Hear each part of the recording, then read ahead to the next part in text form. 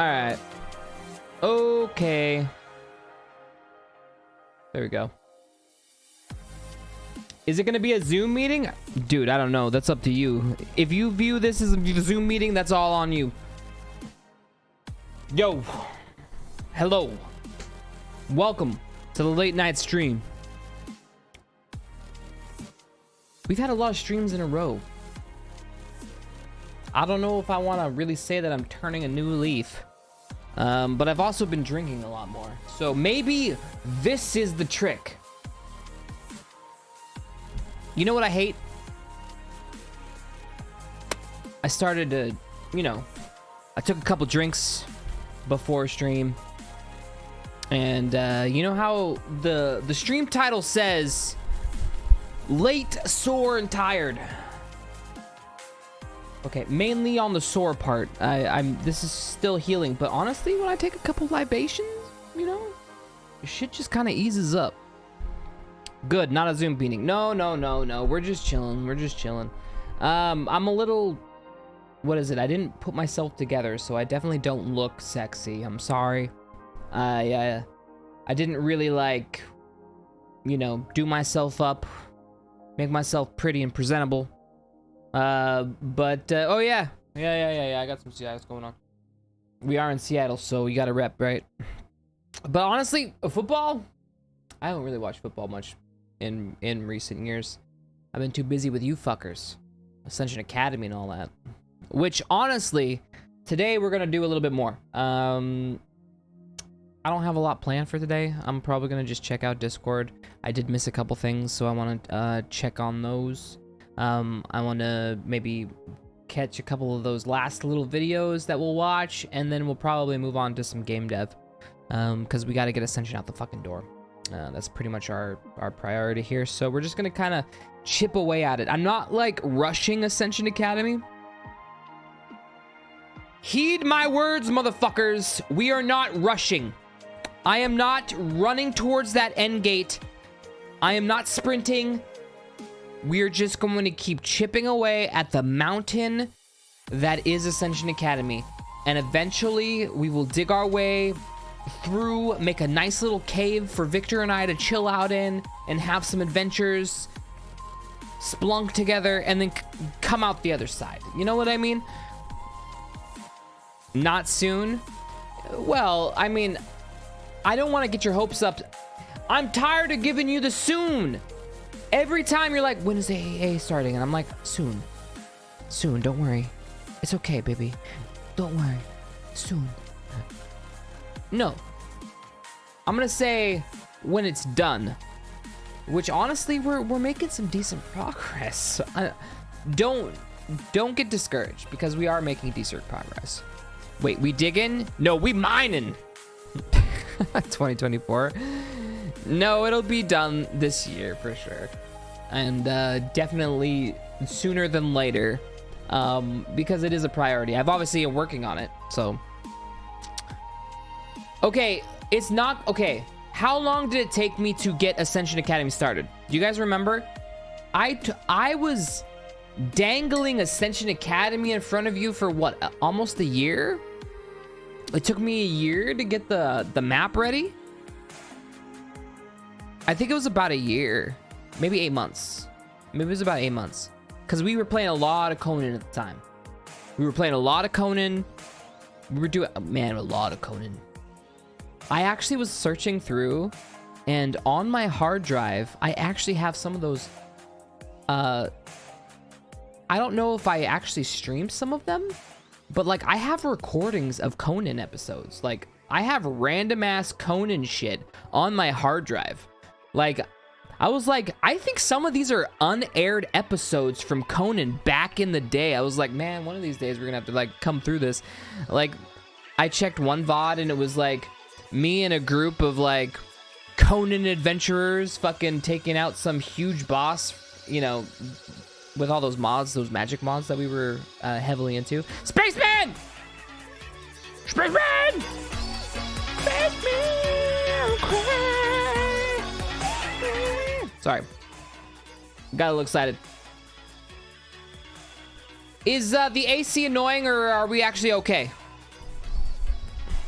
I installed an AC. As you guys know, last streamo we did some music, and Jesus, I literally sweat through all my clothes. I was glistening with the light.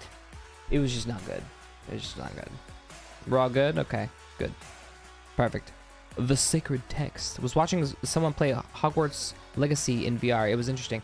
Yeah, no, I heard it. I'm gonna be honest, anytime they port over anything new to VR, I'm naturally hesitant, because usually, well, ports are just nasty. Usually. And I'm gonna be honest, Hogwarts Legacy doesn't strike me as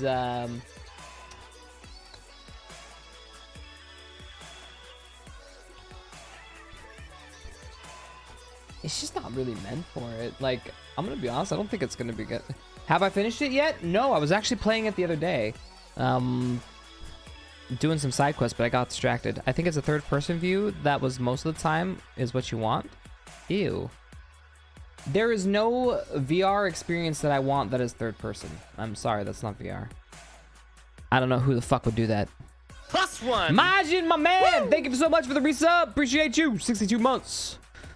Thank you, guys. I saw pushing gangles threw out some fucking big diamonds when we first started streaming. Nicely done, nicely done. I've been playing the new Cyber Ninja class in Zenith VR MMO. It's awesome. Dude, how is Zenith the MMO doing? Like, does it still have a player base, or have they like consolidated their like hundreds of servers down to like 10 like normal MMOs? You want to check 7 Days to Die VR? This one came out of nowhere. That one would be interesting. I could see a... Okay.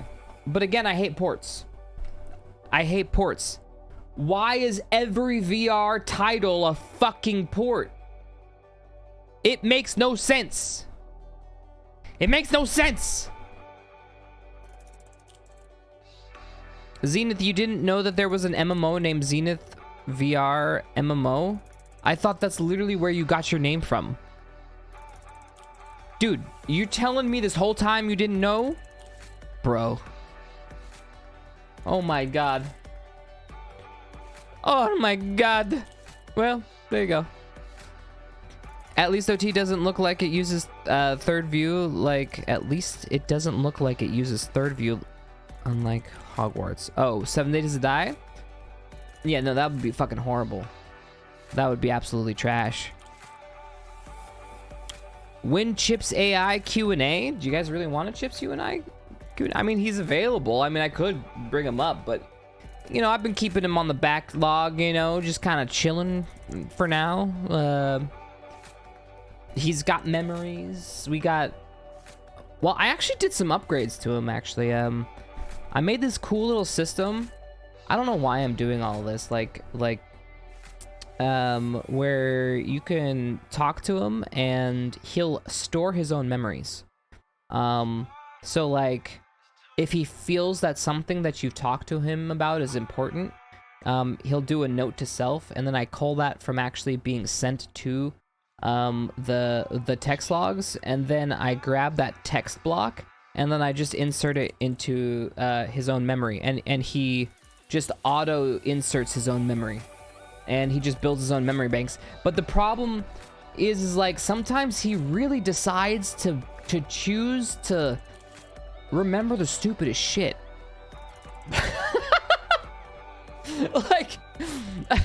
like some of it's kind of dumb. Like, you don't need to remember that Stealth RG took a bath today.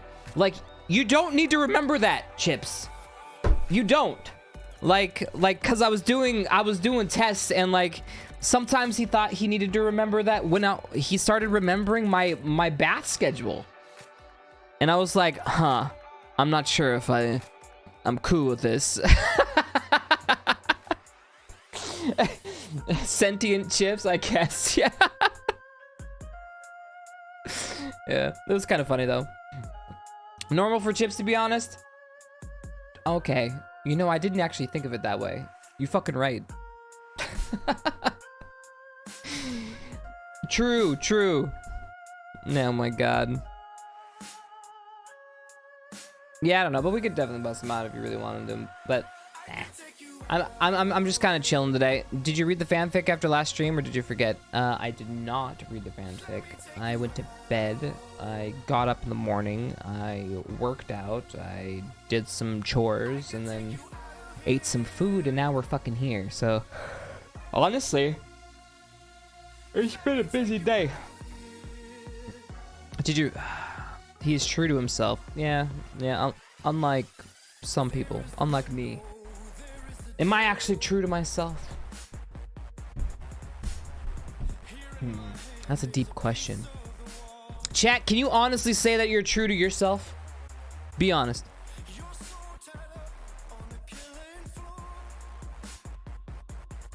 No. Fair. Yes. You know, I can see that from tats. I can see that from tats. Mostly? Good. I'd probably say mostly for me. I have a tendency of sometimes, you know, pushing my true wants and shit aside sometimes, but for the most part, I'm pretty on the ball with what I want. Is AI chips PR trained? I guess. Mostly yes, but it's still a no. Fair enough. I think we all fall in the mostly yes category, because I think every once in a while, you know, we bite our tongue and we aren't true to ourselves, whether it's because of the situation, whether it's because maybe it's better that way, or maybe we just thought to ourselves, you know, it ain't worth it. You're right. I would say everyone probably falls in the mostly category, because those that are brutally honest, well, they're just that, brutally honest, and usually get judged for it. Like, no, fuck no, man. Fuck you and your shit. Okay, bro. Holy shit. And some people are like that. They just say straight up what they want. Yo, fuck you. This is what I want. Get the fuck out. And then you're like, okay, shit.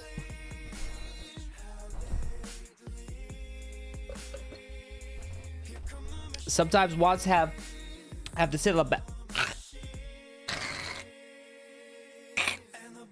That was a bad drink. Sorry. Imagine being the nice guy. Well, is being the nice guy putting aside your wants? That's actually a real question. No. You can be a nice guy and still stick to your guns. I think sometimes the misconception is just to roll over and then you're the nice guy. But no, you can still be nice and still approach your problem, you know, with a level head. I try to do it the most nicely way possible, though. Okay, Tats, you are a fucking troll. All right, I honestly, I don't really see you doing it nice. I think in your head you think you're being nice because you're doing jokes and shit. But I think sometimes your jokes are you're gonna offend somebody accidentally, but then you say, well, that's not really my fault that they took it wrong, which is true. It's not your fault that they took it wrong. That is definitely not your problem. That's their problem. But that doesn't mean that it doesn't happen. I know. Where's Shelf? There is a distinct lack of Shelf right now. Yes. You always take the shot even if the joke is not that good. True. I mean, honestly, comedic relief is definitely the best cure for bullshit. Sorry you feel that way, vibes. Shelf is chair now. I guess this could be construed as a shelf. All right. So these chairs are probably older than some of you. My dad bought these when we first moved into this place, and that was like, I don't want to date myself, but it's probably older than some of you. But I use it because honestly, I can't sit in the same chair that often. Like, my ass, my back, everything fucking hurts after a while, so I literally have to, yeah. Arrest him. Call him out, dude, bro. Literally made of wood. You tell tats. How old? Okay, well, let's say this chair is legal. I'll tell you that. This chair is legal. You could technically have sex with this chair. I wouldn't suggest it. It kind of hurt.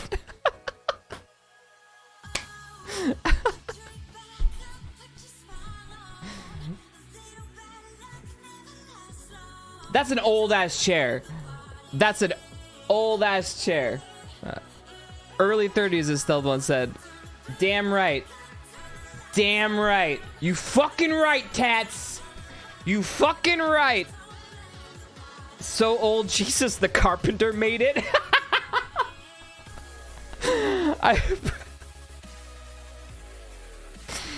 Well, all right. All right. Cheers. Cheers. Cheers to your wooden chairs. Fuck.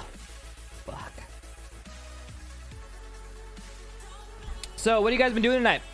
You doing anything fun? Or you just guys have just been perusing Twitch? Because, Jesus, what the fuck's on at literally this hour? If you think about it, everything made of wood would be of age because it was made from old-ass tree. Well, true. You been drinking? Anybody else drinking, or is it just me? Ah, you've been playing that new Zelda game. So does that have like base building or like some mechanic to build shit? Because I keep seeing shit like +1. Look at the cool shit that I made. Look at the Trojan horse. Yeti. Thank you for the 1 month. 60 months. Appreciate you, dude. It's Mother's Day. Yeah, but it's 12 a.m. on a Mother's Day, bro.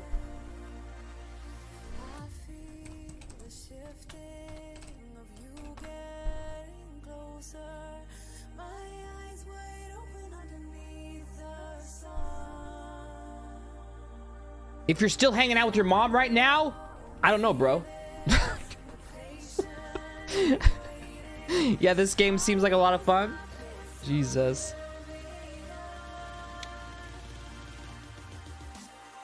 I'm gonna be honest, yeah. Mother's Day is interesting. Did you guys do anything fun today? With your moms? Did you take your moms out or something? I think you have some building options, but limited. I'm playing it right now. Jesus, you guys are fucking addicted. Do we tell you Happy Father's Day when the day happens? Yes, I think you guys actually do. Okay, I do not give a shit about a boulder on a fucking sword. That shit makes no sense to me. You guys did call me dad for a while, but honestly, I think we became friends after a bit. I stopped being dad and I started being friends. Which is funny because technically I'm older now, but you guys were trying to make me feel older then, which is fucked up. You guys gave me more age jokes then than you do now. Still dad, but cool dad. And we're still named Chad. Well, yes. Well, now Chad's been ruined, okay? Guys, you guys were called Chad before the Chad meme happened. You guys were Chad, and then Brad was the evil version of you before there were Brads. And now there's Chads and Brads. It was stolen from us. It was literally fucking stolen from us. Not gonna lie, I didn't think that way, though. But honestly, it feels that way. Okay, I'm gonna be honest, guys. Like, this whole Chad and Brad thing, like, this was our thing and no one understood it. But now whenever I say Chad or Brad, people know what I'm talking about. But not because it's from my channel. It's from this other bullshit. Like, do you guys remember when we first started doing this? Like, who the fuck is Chad? Who the fuck is Brad? Like, what the fuck are you talking about? Like, they're my chat. and the bad ones are Brads. That's pretty much it. Like it's pretty much that. And no one understood what the fuck I was talking about, but now everybody uses those terms because it's now internet lingo. And it's like, what the fuck? Well, it was fun when we had it. It was ours. It's the greater meme culture owns it now. It transcended anything that we ever had. It's fine. But then maybe it's time to switch it up. I'm gonna be honest. I don't think you guys want to be called anything but Chad. I don't know.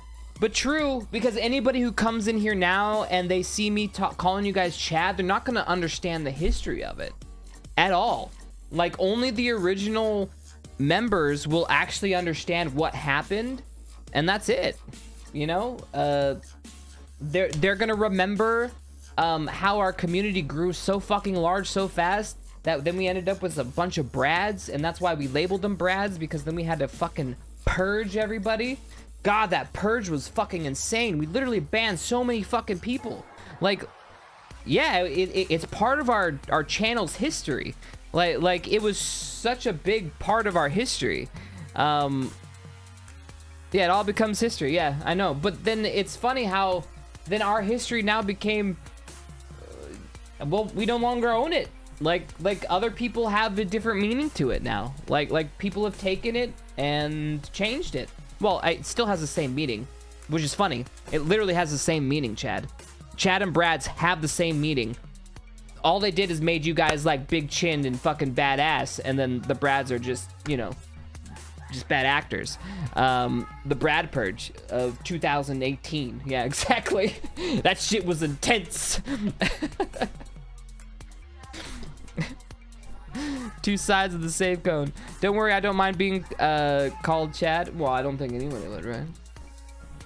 I guide others to a treasure I cannot possess. Vibes. 4 letters, 4 chords. If they can try to do it, it's Ed Sheeran, yeah. Kids aspire to be a Giga Chad these days. Well, it's true. You know, I can only imagine growing up in this culture. Like, can you... This internet culture is so hostile, dude. Like, I thought it was, like, crazy when I was on the internet. I would not be able to navigate this space as a kid. I'm gonna be honest. I wouldn't be able to tell my head from my ass. I wouldn't know where to go. I wouldn't know what to trust. This shit's fucking crazy. And there's so many memes. And there's so many different people trying to make it big on these socials. And there's so many places to go. So many different communities. So many things that people expect you to know from pop culture. And it's not pop culture. It's internet culture. Yeah, pop culture is completely different. We're just gonna call pop culture normie culture, and then we have, like, you know, internet culture, which is completely different. The war between Loot Squad and Evil Squad. Oh my god, I remember all the squads, dude. That shit was intense. Our whole community had fractures, and we had wars between the squads. This shit was awesome. The good thing is that everything is documented. Well, I guess so. True. Our history is documented. It is true. I hate doing research on the internet because I don't know what's true or not most of the time. Well, yeah. Yeah, it's getting pretty bad. Like, for example, I was reading the news about, have you guys been keeping up with Jamie Foxx? Like, he's been doing this new movie. No idea what it is, but he had some sort of medical complication. And the news media for the last, like, 2 weeks kept saying he's in the hospital, he's in the hospital, he's in the hospital. But they just put out like some sort of tweet saying, well, he's actually been out of the hospital for a while and he's out here playing sports. He's okay. It's sad that the media ran with this. And I sat there going, I have read for the last 2 weeks that, like, it was convincing me this man had a mystery disease and he was dying. You know what I mean? Like, that's the narrative they were spinning. I never talked about it because honestly, no one knew. But it's classic media though. How the hell are you supposed to navigate that? You can't. You can't do it. Now, I mean, obviously, I don't know. Good old misinformation. Yeah, well, it's speculation. and that's how they'll defend it. It's speculation, not misinformation. It's speculated that he is, you know, we haven't heard anything, so we can infer this. Good old tabloids. Yeah, since when did the media actually become tabloids? Exactly right. Actually, you are exactly right. We used to be able to distinguish between misinformation because they literally, all the tinfoil hat theorists and the overly biased people got their own little, like, tabloid. They got their own little piece of paper. They got their own paper. They had their own little thing. Now it's all thrown in with our other news. Good luck. His family claimed they were preparing for the worst, and he was fine the whole time recovering. Yeah, exactly. He was literally recovering. Yeah, exactly. I don't know. Fucking weird. I don't know. There's actually been no good news anymore. I don't know. Yeah, there's really nothing the last couple days. I don't know. It's all the same old shit. Yeah, there's nothing really cool. Do you guys have any cool news sites that you guys go to? What do you guys frequent? Because honestly, I just kind of go to MSN or like, I don't know, gaming news really doesn't do a lot because honestly it's too focused of a column. So I have a problem like finding a variety of news there. But I don't know. A lot of work. Okay, fair. All right, fine. You usually get them from YouTube. All right, well then that means you're trusting a biased column. I mean, what the last bit of news I saw on YouTube that was of anything funny was oh, did you guys hear about that fucking okay, so there was this YouTuber, what was he? He was an Olympian, and he did some sort of like daring stunt. Basically he was flying a plane, and he had like 3 or 4 or 5 different camera angles of his plane, and he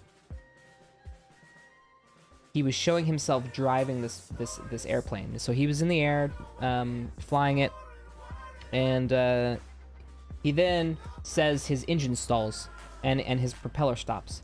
And so while midair, instead of gliding it down to a track that was like 50 miles in distance, he jumps out of this airplane with the parachute already strapped on. And we watch as the airplane crashes into the ground in the middle of nowhere. And it turns out that this YouTuber who went viral because of this,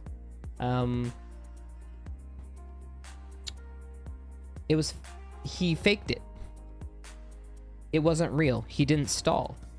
He literally just turned off the engine and jumped out, which is, first of all, dangerous. Like, can you imagine if somebody was, look,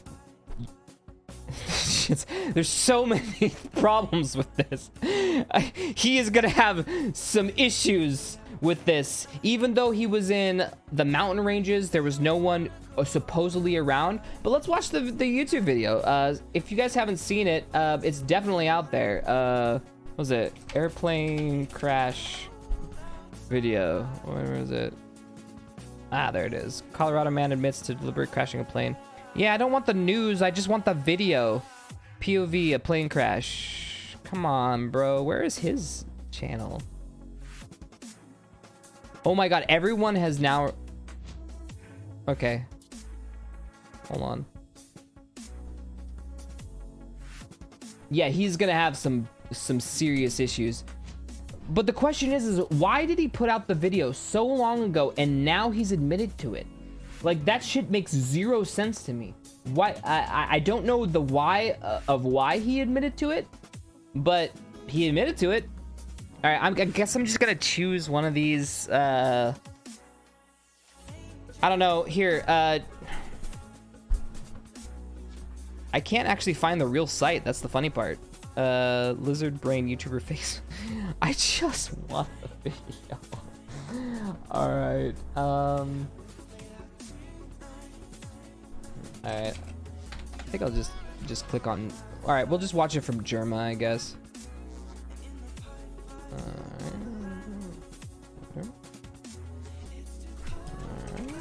No, what's his name? I guess we could do Penguin.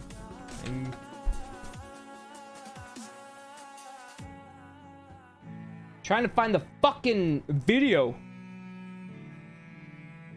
Airplane crash. Airplane crash. Airplane crash. Crash. Crash. Crash. Crash.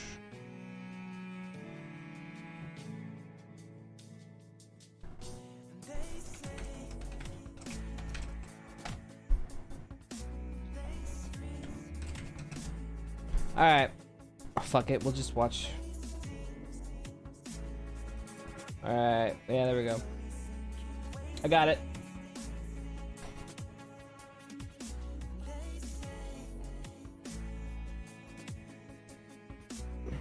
Actually.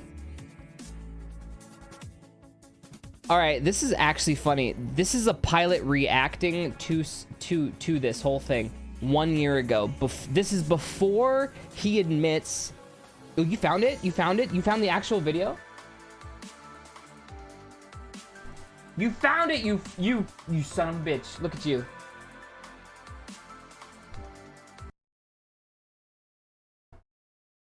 All right.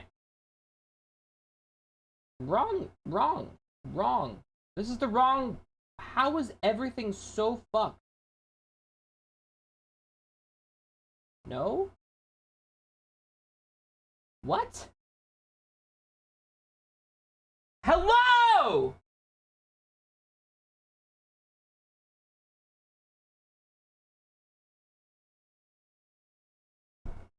That makes 0 sense. That didn't work.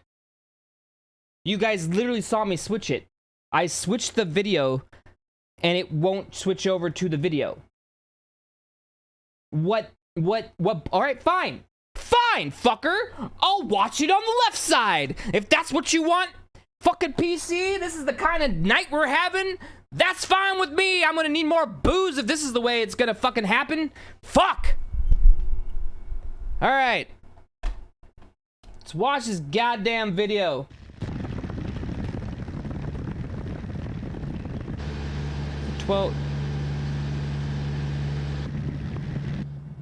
Yo, dude, that motherfucker has like a steering wheel?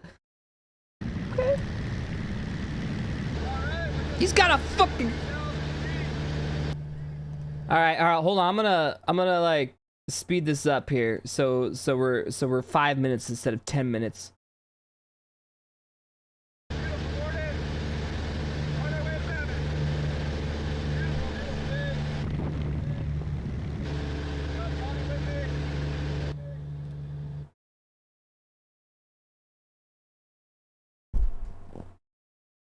Is that weed? Is this man smoking? Was that weed? Hold on.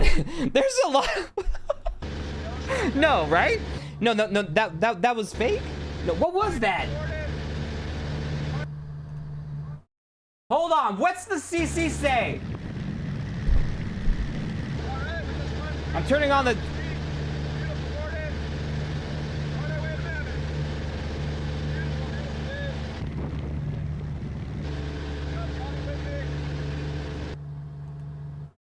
What did he say? God damn it!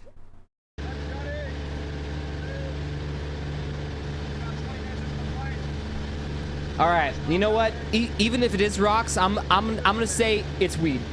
That man. That. He unrolled it like he's smoking weed, dude.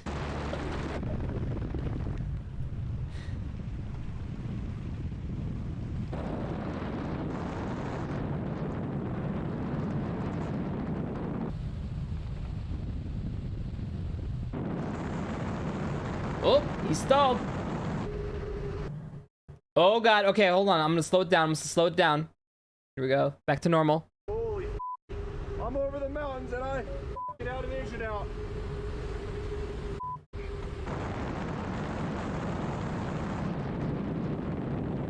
Okay. Oh.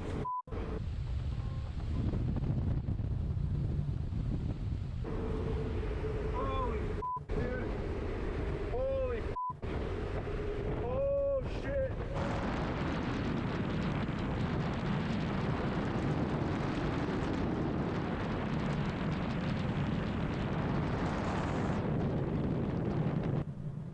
Okay, but remember, Chad, you don't just crash. He's gliding. He's gonna glide for a good fucking while. All right? And according to what people were saying, again, I'm not a specialist. Take my words as hearsay. There was a flat, basically long-ass, huge-ass flat piece of land close by that he could have easily landed. And that's what they were saying.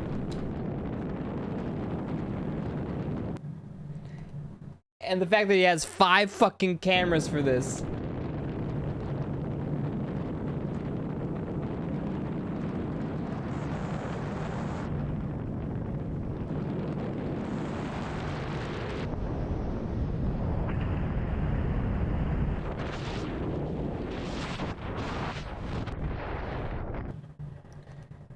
He conveniently has his selfie stick ready to take his YouTube video.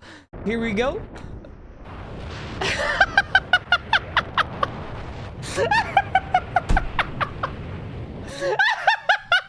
Oh my god! This is so serious, it's life-threatening! Hold on, where's my selfie stick?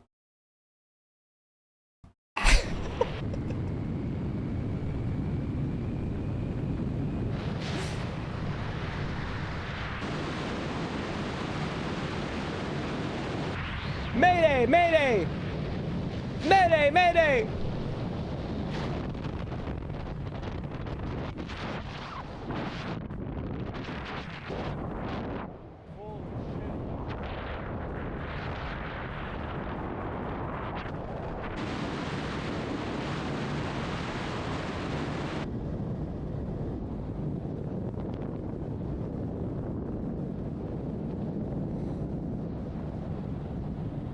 Dude, he's got all the fucking camera angles.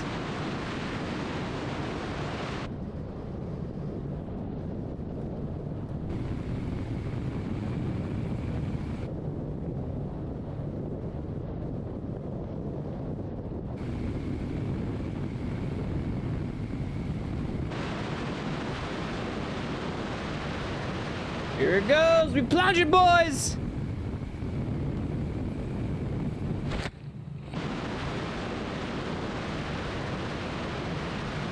Bam. That's all she wrote. Yo, that camera survived? All right, so this guy ends up landing. Well, I want to see him land. We'll see his dismark here. His dismount. Ow. Oh my gosh. Oh my gosh. Get me out of this. Get the f off of me. Come on. Ah. Come on. F***er. Ah. Ah. Ah. Okay, so he gets out. Supposedly he's in the middle of nowhere. All right, the fucking mountains, no helps around him. He says there's no cell service. Let's see what happens. Dude, holy shit. Holy fucking shit. I guess I should 20 minutes later. probably document what's going on. I cut my finger pretty bad. Got my elbow. Okay. I'm just so happy to be alive. I'm just kind of taking in what just happened. Well, where the hell am I gonna land a freaking plane? I'm gonna die. That's why I always freaking fly with a parachute. No phone service. I'm climbing literally Okay, so let me explain some stuff. So basically, there is self-service around this area, according to people. Poison oak and freaking cuts everywhere. Ah, ow. So this motherfucker is gonna hike his way back to the plane. He's then going to recover. I've called for help multiple times. I don't have any service. All right, let's find. He's gonna get to the plane. All right, let's get to the plane. Holy shit.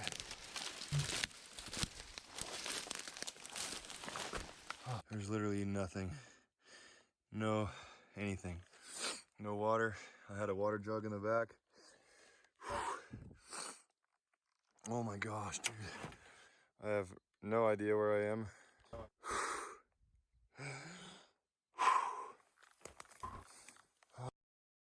So this guy tracked his plane, hiked many miles to get to his plane. He recovered his footage.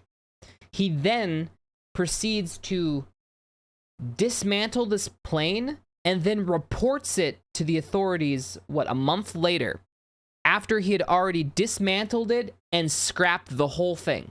And the reason why he did this is because then they couldn't actually see if there was foul play or if it, because there's actually instruments that log what happened to your plane, if it's going down, whether there's a short, whether there's whatever, they have systems in place for that.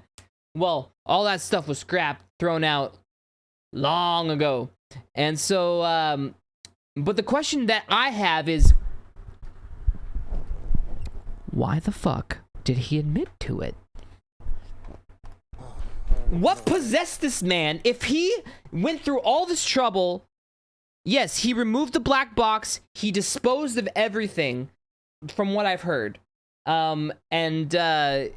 So they couldn't actually see the cause of what happened. Thank you, higher power, for watching over me. I'm gonna start walking out of here.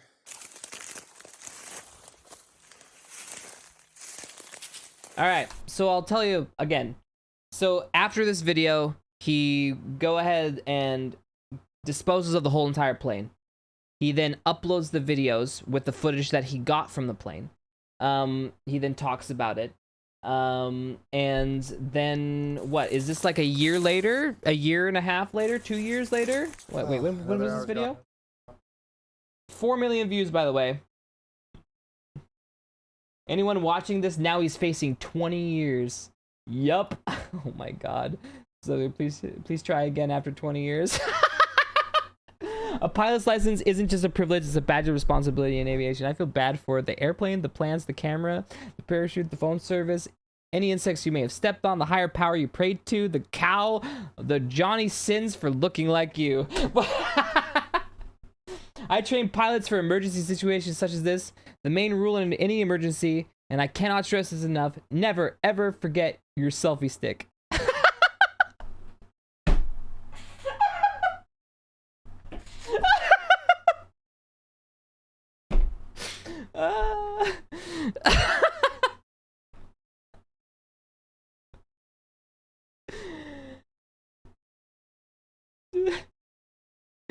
Jesus Christ. Oh my god, I never thought anyone could look like an absolute idiot while jumping up a plane, but here we are. It's not to face the pilots who actually face real emergencies and weren't so fortunate. I think I would have rather actually crashed the plane than face 20 years in prison. Jesus Christ. So, needless to say, this guy is in some deep fucking shit, Chad. Like, absolute shit. I don't know how or why or like what people to do to go viral these days. Well, I mean, he had the means, but you know what's funny? He wanted to go viral. He got his 4.1 million views, but he only got 140 subscribers. Like, what did he do after that? I'm curious. I mean, honestly, no, he was doing just fine. He was doing just fine before this. He did not need this. He did not need this. He was stepping up his stunts. Motocross jump near death. So yeah, he was just stepping up his stunts, dude. Oh, he was under an investigation, so he admitted to it. He admitted he did it for views to make a deal. Oh, okay. Holy shit. So he plea bargained. Well, makes sense. So that means he's probably not going to get 20 years. If he actually pled guilty, unless that was the best he was going to get, well, he's probably going to get out. All right, let's be honest. He's probably not going to do any jail time. Do you think he's actually going to do jail time? I don't think so. For some odd reason, I think he's going to get off on paying like $1 million or something. $1 million or $2 million. And then he'll be on probation or some bullshit. But goddamn, I hope.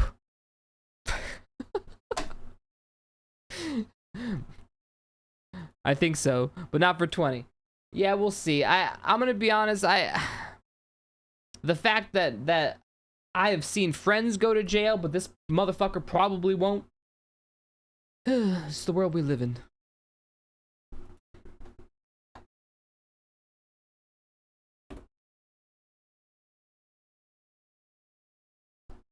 All right. Well, I thought that was interesting. Back to the music.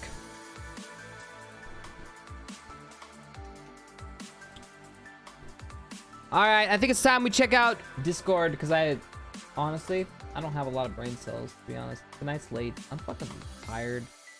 You guys seem to be tired too, so we're just gonna fucking rock right into the Discord. And of course, bitches be trifling.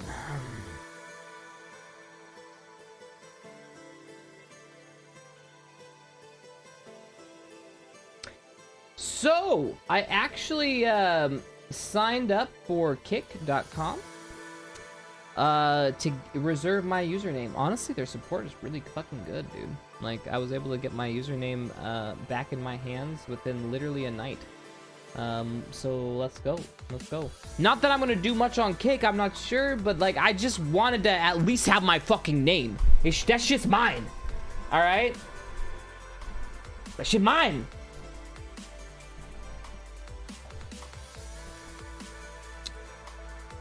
Someone had my name? Yeah, but I think it was a Chad.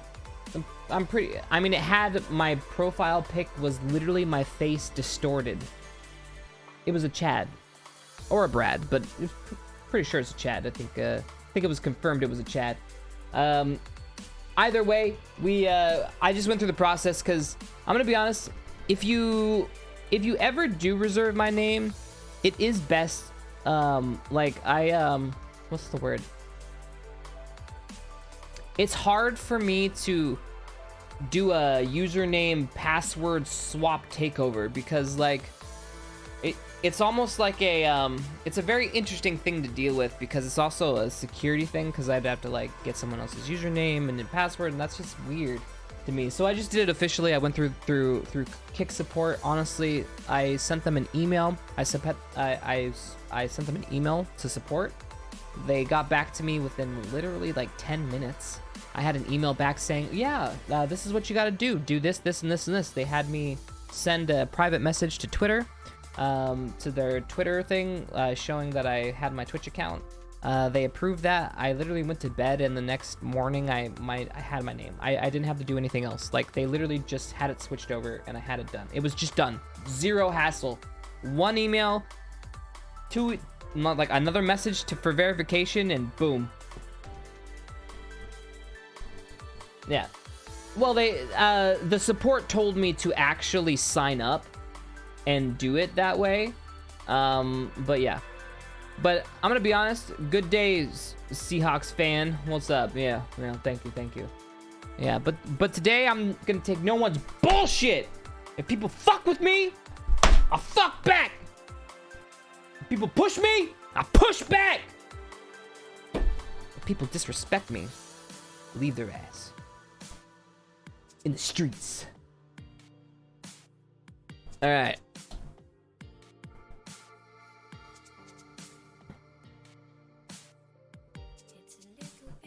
If you're looking for something else, you will find it, Chad. Just so you know. Where's my mod on the green place? I'm gonna be honest, I don't even know how to use that thing. I just literally signed in the other day. Literally just signed in the fucking other day. Hey, Stealth. Love you and your content. Keep up the amazing work. Hope your day is amazing. Oh, thank you. Thank you. Thank you, thank you, thank you. At least I get some love. Because goddamn, loveless in Seattle these days.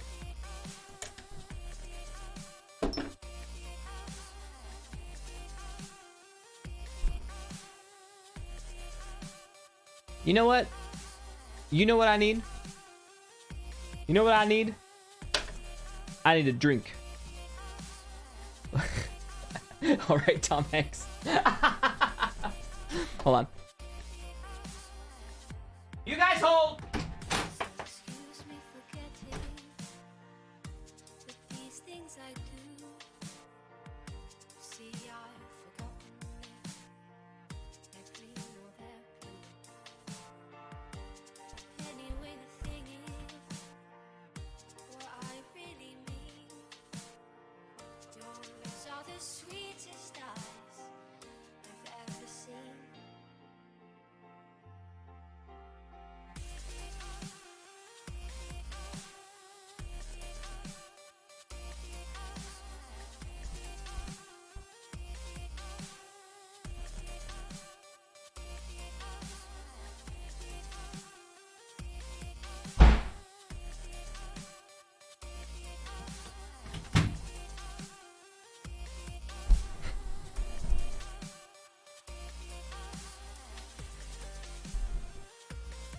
Cheers to bullshit. Cheers to getting through bullshit. Cheers to getting through other people's bullshit. And finding solace at the bottom of this fucking glass.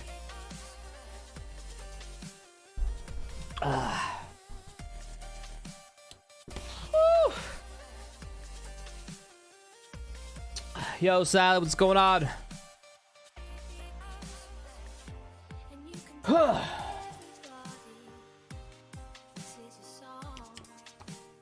Nice ass. You mean my small ass? Okay, I'm gonna be honest. My legs are fucking piddly. I don't know what happened, but god damn it, look at how fucking small these are. My arm is literally bigger. It's bigger than my leg.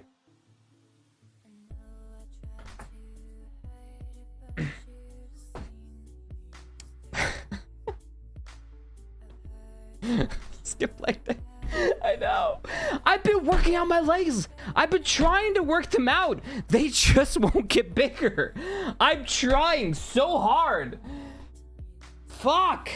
I am so trying. I'm doing squats. I'm fucking running. I'm stretching and like doing all the leg workouts and the fucking leg pushes and fucking shit. It's not working. Honestly, I think my ass is getting a little bit bigger, but I don't know why. Maybe because I sit. I don't know. Like Chips and Beach episode? Whatever. It's because you didn't use leg trackers for 3+ years. That doesn't mean I wasn't kicking. That doesn't mean I wasn't doing kung fu while we were fighting the darkness. If you do it proper way, that's why. You're saying I didn't do my legs proper? Alright. No, okay. So it's not like I skipped leg day, but I'm gonna be honest, I hated leg day. I hated it so much. It was not my favorite time. But now that I'm older, I'm gonna tell you this right now. I'd rather have my legs be developed than my upper body. Okay? I repeat, as you get older, your lower leg strength is way more beneficial to you than your upper body strength. Okay? Because that's literally how you get around day to day. That's literally how you stay stable and balanced. And, well, play soccer? No, any and all those sports, it really didn't buff up my legs or anything. It's just it kept them skinny. Like, I just have had naturally skinny legs, and honestly, my dad has skinny legs. My whole family has pretty skinny legs, so I'm pretty sure it's like a hereditary thing. We always hold our weight like here. Like, it's always here.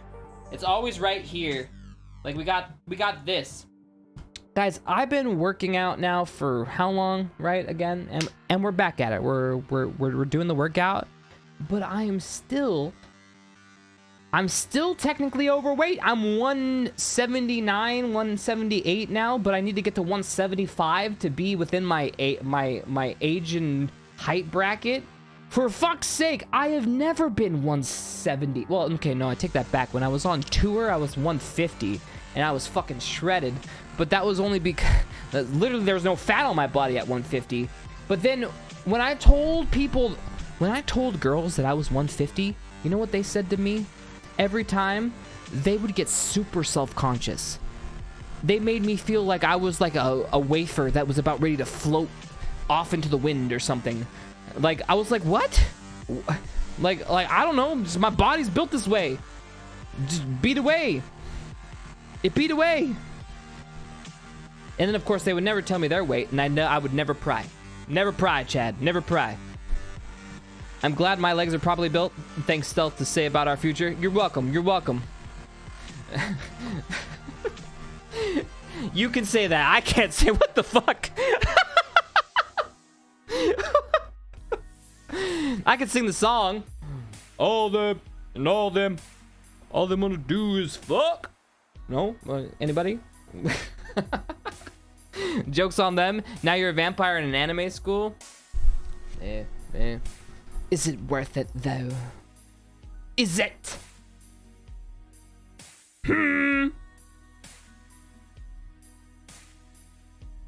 Cheers.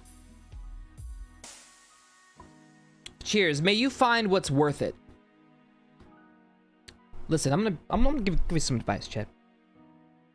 Okay, come here.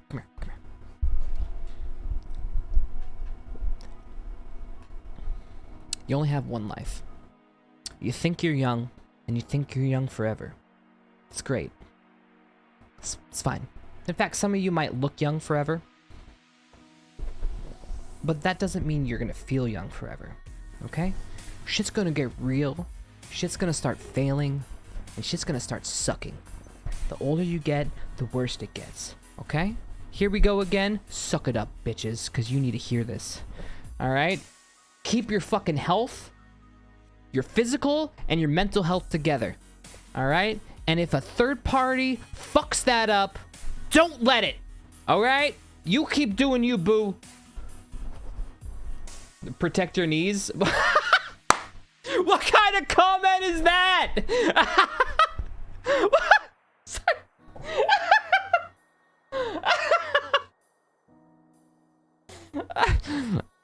You started feeling old at 17? It's okay. You might start feeling that way, like I feel like I'm old, but when you actually get old, or if you have some sort of like physical illness,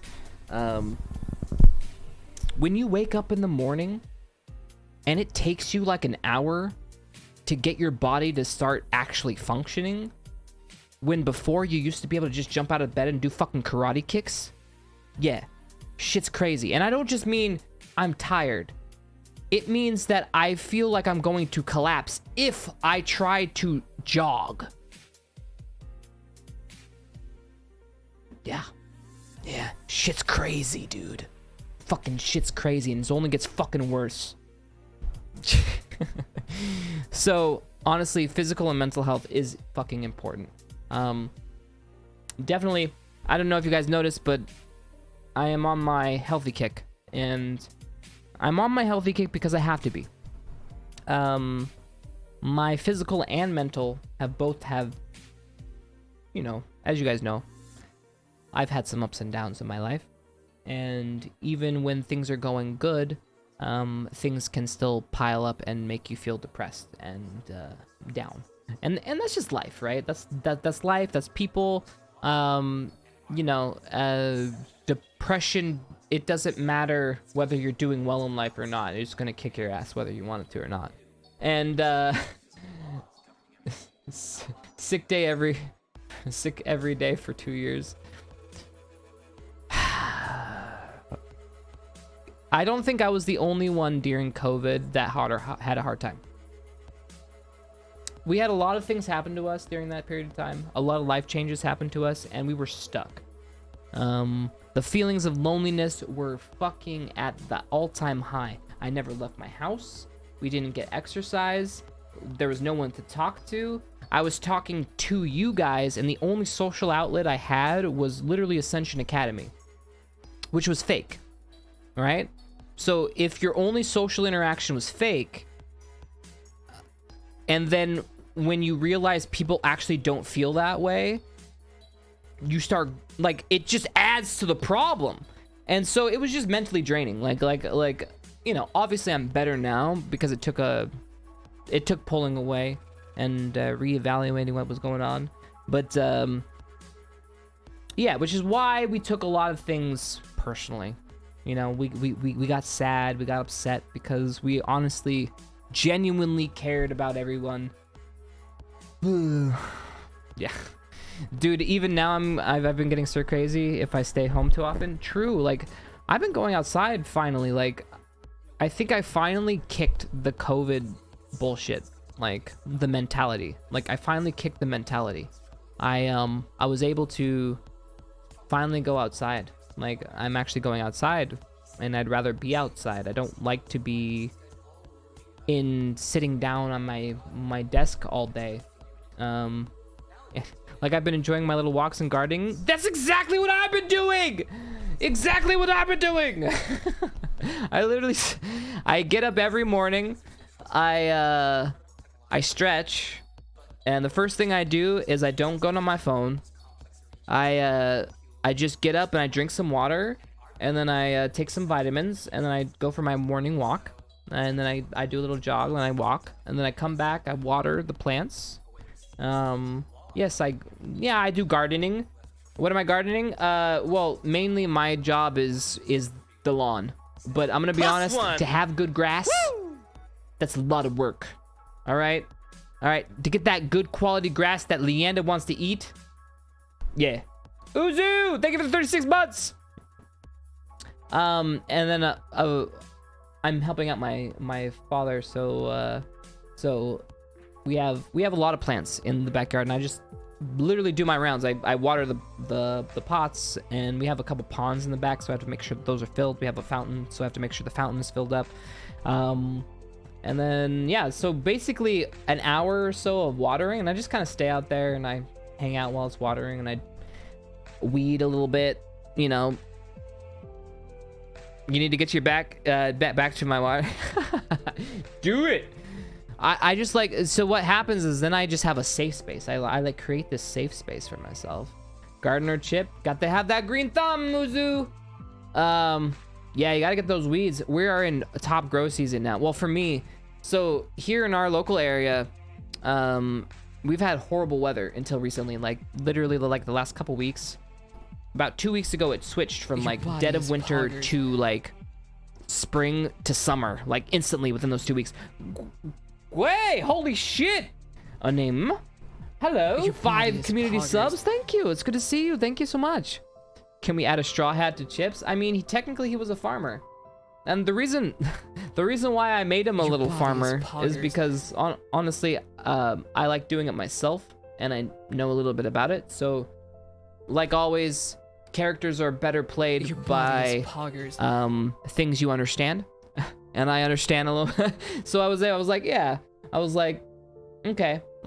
Me, myself, I've been gardening for a long time. And so that's why I made him a little one. Because it made sense, you know? Plus, it's also a cliche. Standard anime trope. You gotta... The lazy one can't be a farmer? You say that. But, okay. The lazy one, you guys have it all wrong. Like, having an appreciation for life, not stressing, realizing to go with the flow. These are all naturalistic mentalities.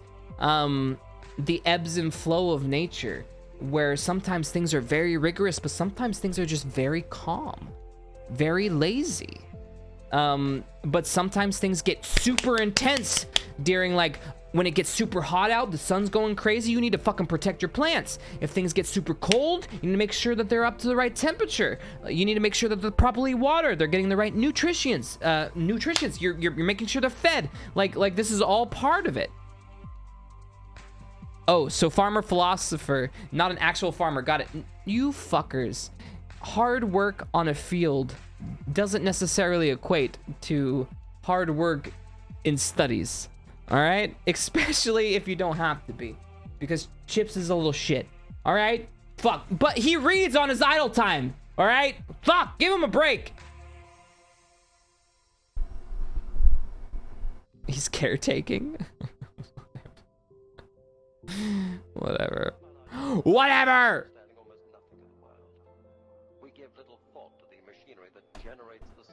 How did we get on gardening? I don't even know. Thank you guys for the subs. Appreciate it. Honestly, it depends on the plants itself. Chips tree in the greenhouse died in year 1. What? What? Few of us spend much time wondering why nature is the way it is, where the cosmos came from, or whether it was always... Oh my god, we literally just watched that, Silent. We literally just watched that YouTube video.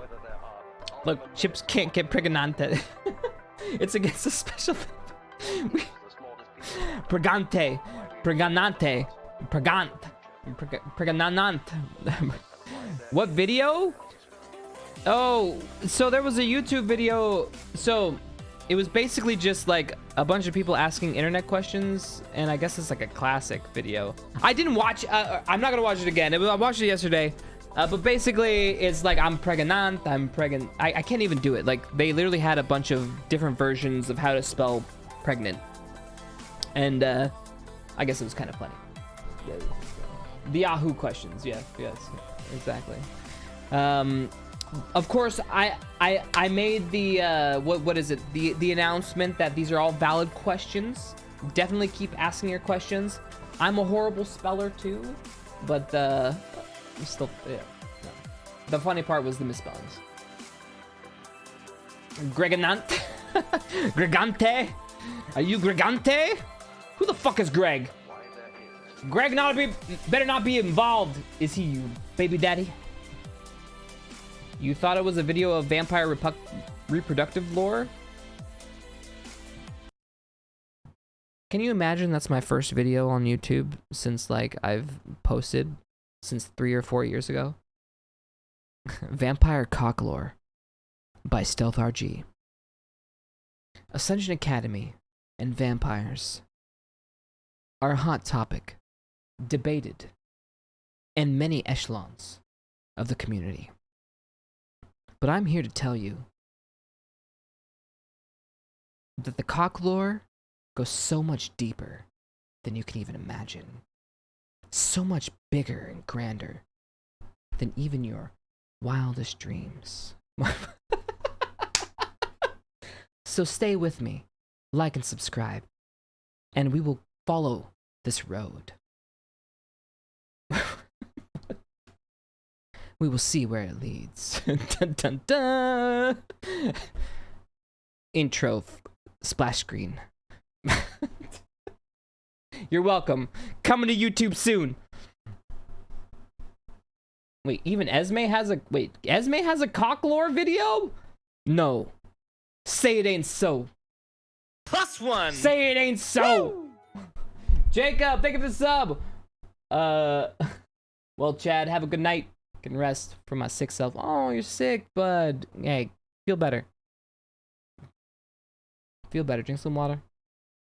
Relax. Everything will be fine. She has chicken, you know.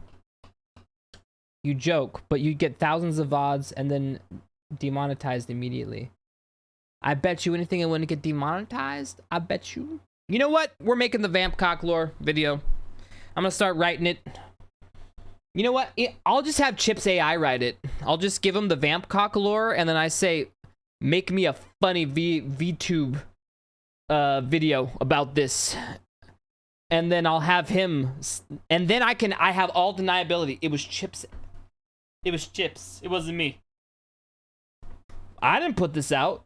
I mean, it's technically true to the lore because I don't know why we have 2 to 3 pages of Vampcock lore, but we do. No, I know why, because people kept asking fucking questions, and like, you know, when a joke is supposed to be a joke, but then your friends keep going and they keep asking, and they were like, well, I was just asking a hypothetical. But then that hypothetical keeps going. Why? Why does the hypothetical keep going? And why does the hypothetical all of a sudden turn serious? Why now do you need to know for this hypothetical? You don't need to know. But that's how the cock lore happened. Because people pressured, people wanted to know, they wanted to not know but know. Why is there 2 to 3 pages? Because people kept asking questions. And the people kept showing up when I was writing it. And then they kept asking more questions. And so I had to put it down. I mean, do you have lore for your cock? Don't answer that. Actually, I don't want to know. I actually think some people do.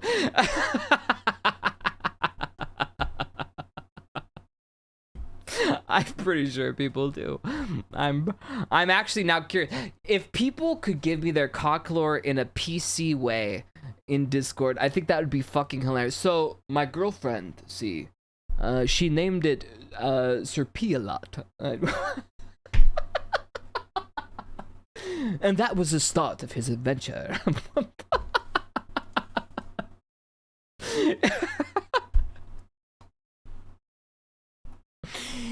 All right, redacted. Go back.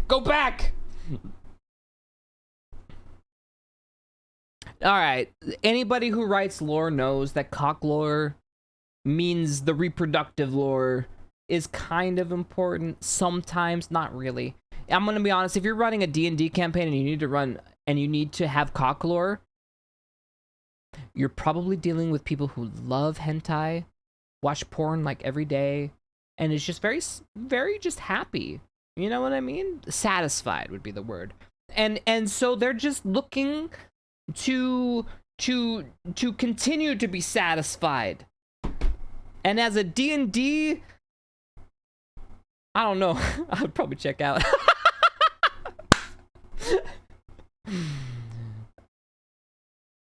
You're probably making D&D hentai. I'm just saying. Well, you play VRC, so it makes sense you like hentai. Are you trying to say that, you know, we need to do a poll? We need to go and find a subset and interview random people. No, I'm not going to say Publix because you'll just get literally shot down by a goddamn ray of justice, so they say. Guys, I'm going to be honest. So, I literally went to a goddamn Publix. Alright, this isn't even my story, and I'm going to tell it to you. Alright, so Chi-Chi and I went to a Publix. Chi-Chi just got a new computer. She wanted to dance. We go to a Publix. I was in a little bean avatar.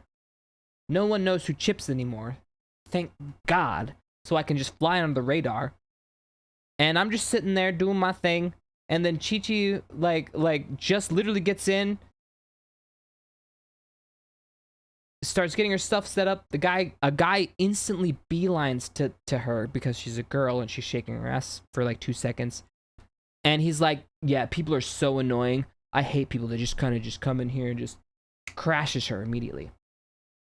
Because he assumed she was setting up to play music in a public lobby to dance in front of a mirror.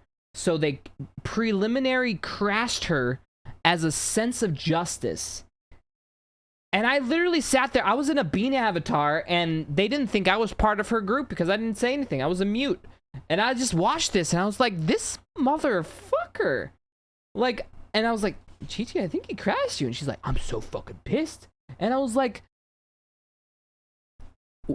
you know why I did it? It's because there was another dance circle right behind that was playing their own music, and I bet you was part of their group, and they didn't want other people coming in stealing their little dance circle, so they didn't want other people dancing.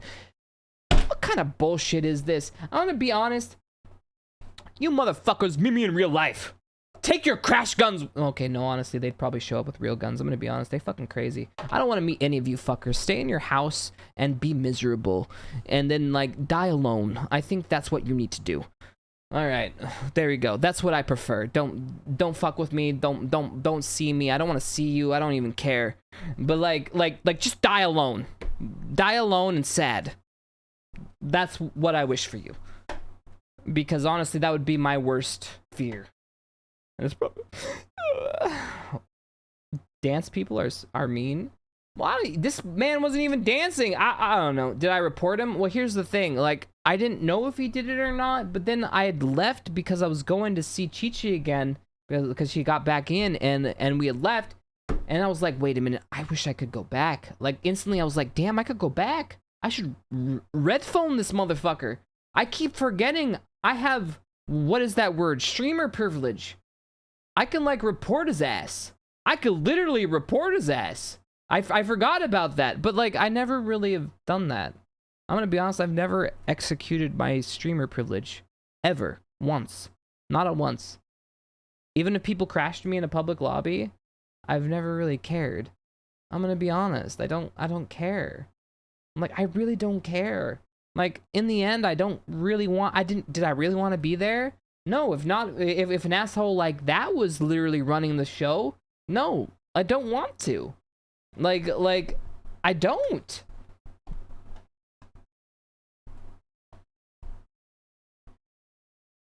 Not only streamer privilege, you have OG of VR chat privilege. I guess, if that's even a thing. If you don't remember, they're gonna keep running it though. I mean, yeah, it's true.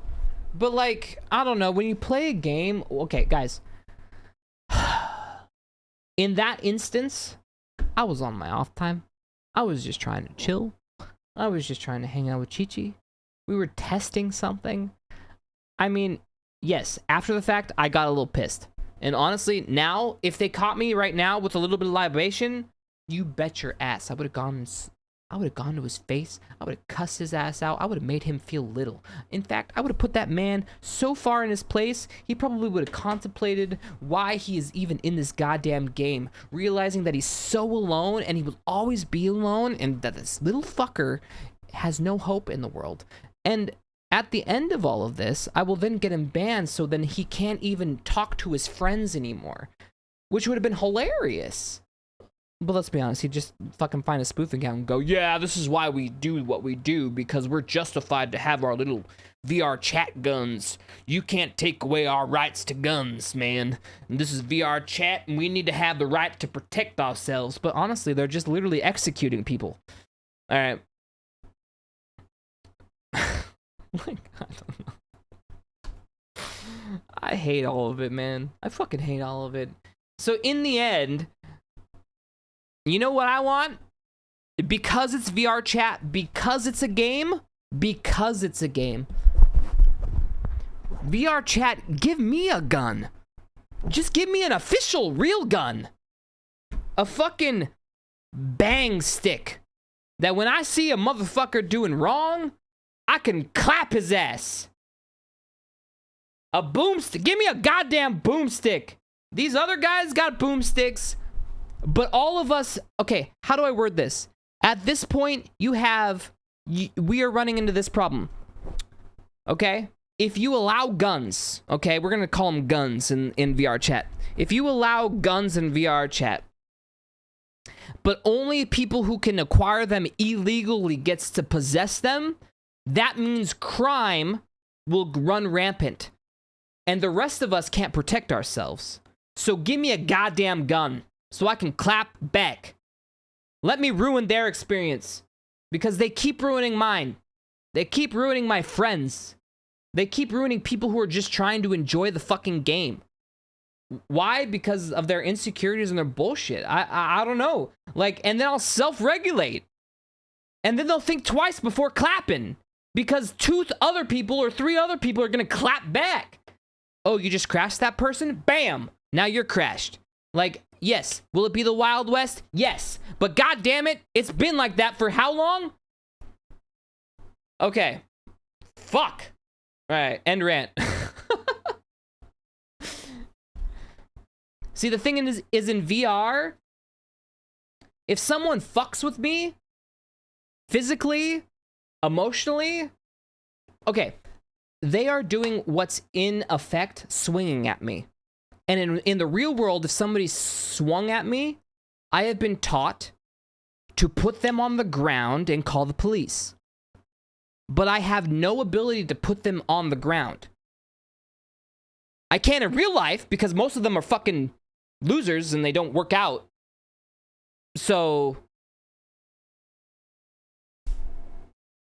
you know what I mean? They get their false kicks and false sense of security by fucking bullying people in somewhere where they feel they have control.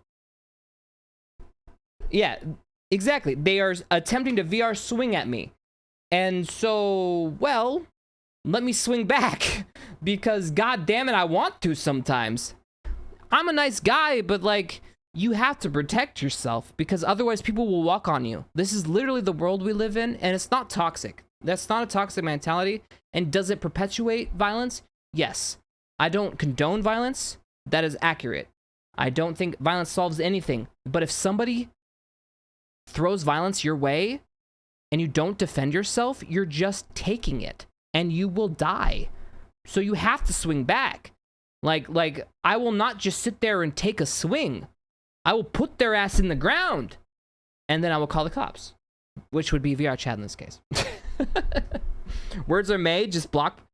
But people crashing, that's like something that really needs to be stopped. Exactly. The crashing needs to be stopped. All high-minded with their kick gun. Well, yeah. I mean, do you guys remember punting was really rampant back in the day in like chats, like AWOL chats and all that? Yeah.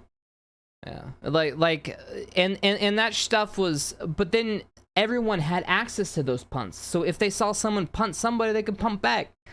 Yeah, you know? But yeah. Like I said, I think if evil doers are going to be doing their thing honestly, why aren't there communities? Okay, I'm going to tell you this right now. Will this get me in trouble? No, because honestly, it's not really illegal. It's just literally the game. And I don't think VR chat's going to care. Because honestly, they're trying to get a handle on the cheating anyways. But honestly, if there's so many communities about... There are anti-streamer communities, there's anti-everything communities, and they all have access to these crashing systems. They all have access to these programs to take you down. Why aren't there vigilante groups that are going out there to take down the crashers? Why? Wouldn't that make you feel good? Wouldn't you have a weird sense of justice? Like there are? They're not big enough. I'm not hearing about them. I only hear about the negative. Like, where are these vigilante groups that are actually proactively trying to take down these crashers? You know? Because honestly, I'd support them. A Batman, a VR chat, you fucking right. I love me some Batman. I'm Batman. There are. But if you knew about them, then they were doing their job wrong. I haven't seen them. They haven't protected me at once. And if I don't know how to actually get in contact with them, and I don't know how to become a part of that, and other people don't know how, you know? I saw people crash Crasher for going around crashing people. Good. Because honestly, VR chat violence isn't real violence. I said it. If somebody swings at you in VR chat, just take the headset off. You're welcome. You're welcome. Trust me, I've had many people swing at me with the sword and magic. In fact, I've been stabbed many times. Didn't hurt. I can attest.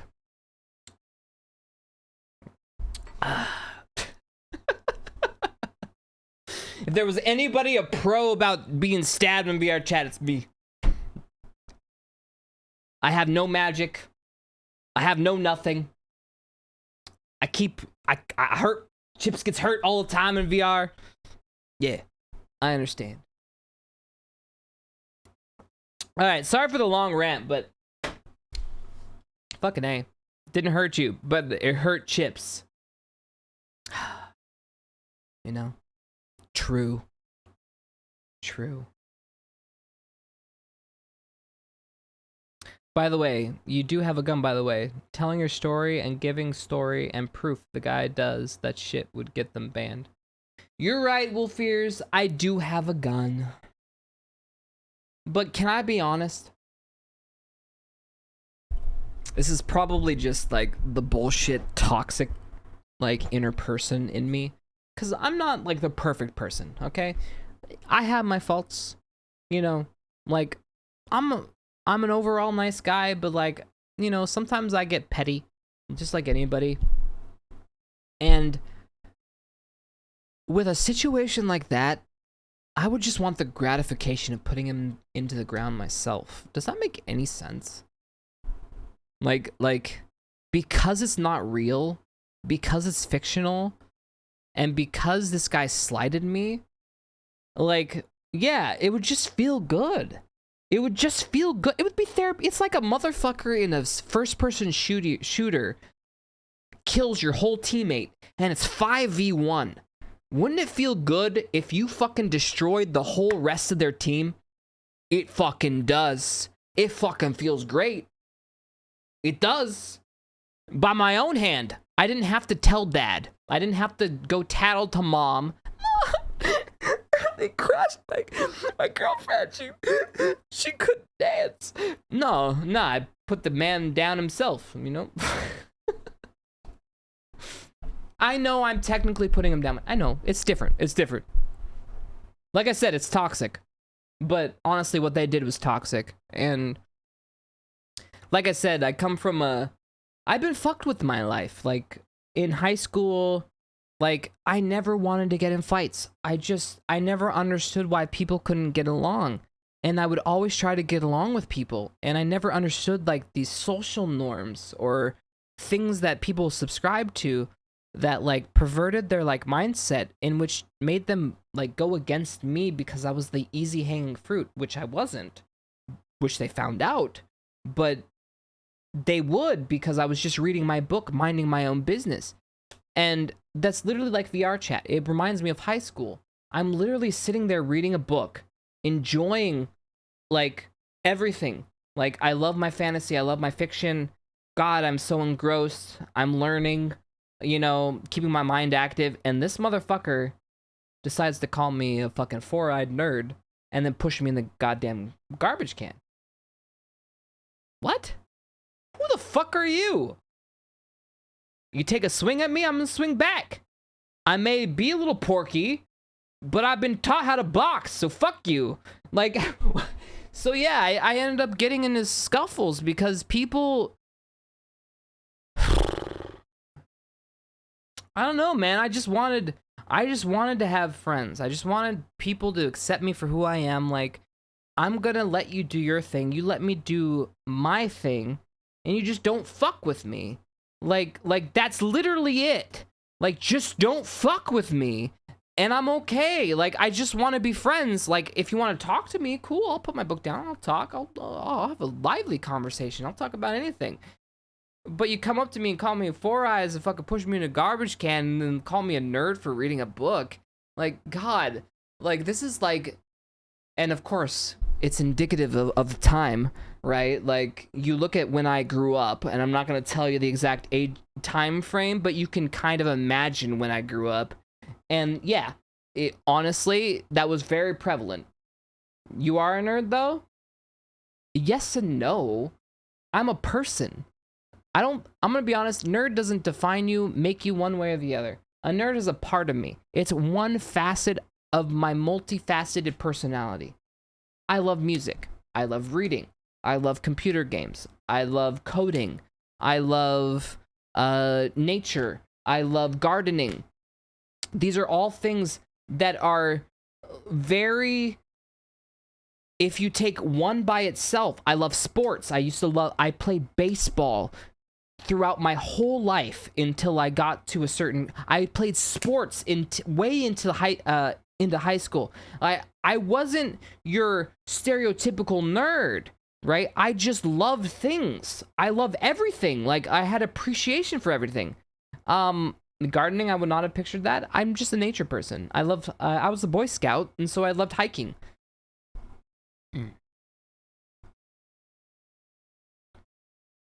Now you've made me self-conscious, Tats. Fuck you.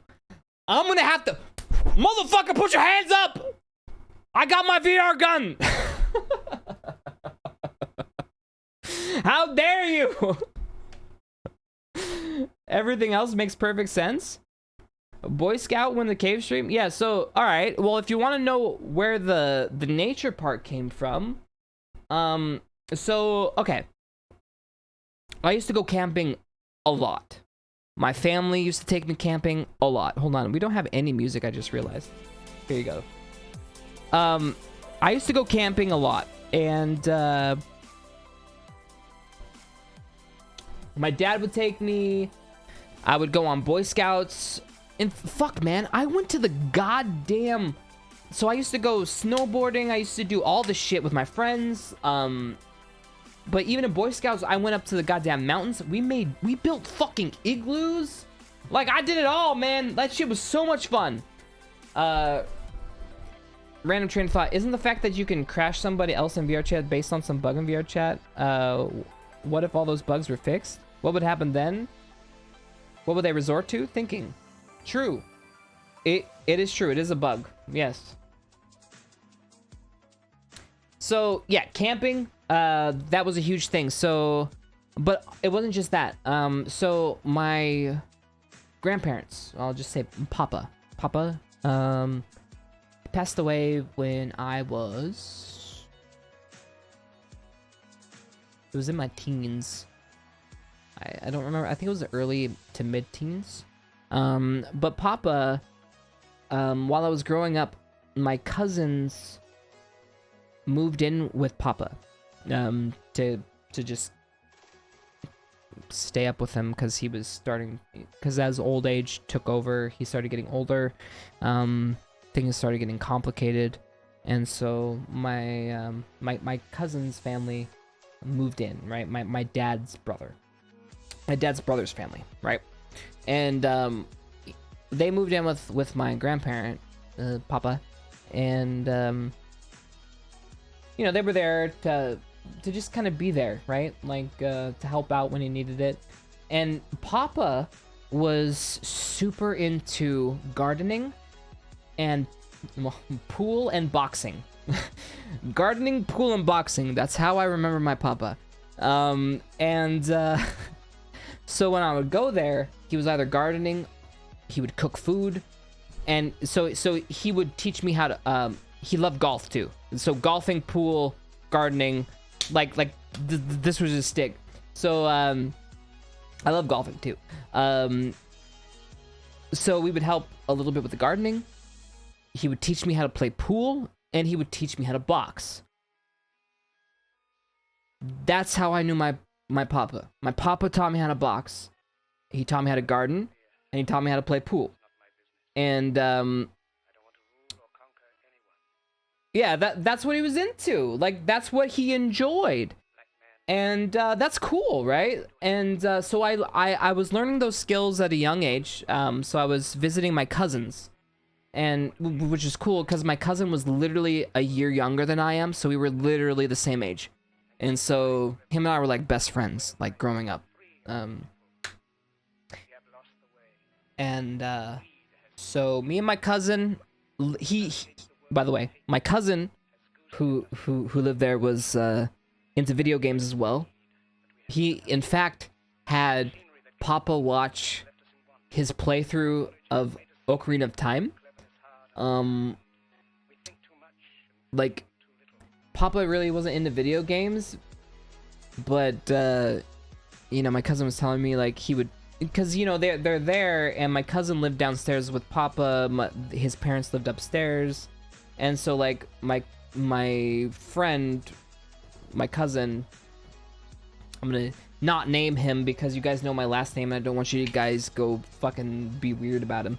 But my cousin would hang out with Papa all day, and he would play video games and stuff like that. So I visited my cousin a lot because he was literally like me, a fucking video game nerd, and just the whole thing. We actually ended up working at Nintendo together for a brief stint. Like, that's what I mean. We were literally like, my cousin. We'll just say my cousin Vinny. I'll say Vinny. Yeah, he taught me. So Papa taught me gardening, pool, and boxing. Every time I would come over, and I would come over every summer. I would go over for the summer, and I would stay for like a week or two. This wasn't like I was staying over a night every once in a while. Like, when I was hanging out with my cousin, like, we were going ham. And like, at this place, it wasn't just that. We had access to a private pool, which is very privileged of me to say. But like, Papa's property had a beachside property. Well, it wasn't beachside. It was like a block away from the private beach. So we would just walk down one block, go into the private beach, and we literally have 3 docks there, a private boat dock. Like, literally, it's a private dock for the neighborhood. And I would swim. Yeah, private beach access. And I would swim. It was my summers. That was my summers. And I would learn. That's how I learned everything. So yeah. So when these motherfuckers fuck with me, motherfucker, let's go. You know, just fucking keep your hands up. Face blocked. Old time house costs were different, to be honest. Yeah, that's true. I mean, he bought it when it wasn't, I don't know. He bought it before the area was developed, and then the area developed, and then he just had this, you know how that goes. So yeah, that was what I grew up with. So that's how I first started with the gardening stuff. I got the appreciation for, he loves zucchini. Zucchini is the easiest thing to grow, and honestly, I don't really grow zucchini. I've done it a couple times, and it was super easy. You just have to water the fucker, dude. The squashes take care of them fucking selves, dude. You just need to make sure that they're watered or not overwatered, and they're getting some. That's it. You good. You good. But then again, we do living in Washington. We do have great weather for growing certain things for sure. Well, yeah. I've been talking a lot. I'm sorry. Zucchini with cheese? Hell fucking yeah. Zucchini's fucking awesome, dude. Well, anyways, back to what I was saying. So, yeah, I learned all these things from Papa. Then as I grew older, I started experimenting myself with planting stuff in my own backyard. Whether it's like raspberries or, you know, you name it, strawberries, random. I like I said, those are just yielding stuff. I did herbs too, and I also just do regular stuff. Like, honestly, we have no edible stuff in the backyard. That's just purely cosmetic, all purely cosmetic, which is just basically potting, repotting, etc., making it watered, and you're fine. I want to devour some fried zucchini right now, dude. That shit's fucking bomb. Not gonna lie. Keeping you from being bored? Well, I'm glad I could help. My life story, I'm not sure. I'm not sure. My grandma has a big place, but it's full of only flowers. There's nothing wrong with that. I love flowers. Flowers are great.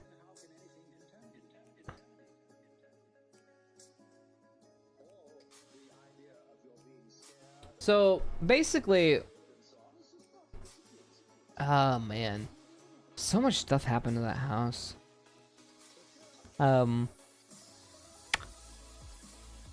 God, I have so many memories of that house. That Papa's house was crazy. Every summer, man. So, God, I remember. Okay, so my sister has Down syndrome. I'm my younger sister. I'm sure you guys are aware. I probably told you a couple times. And she's a few years younger than I am.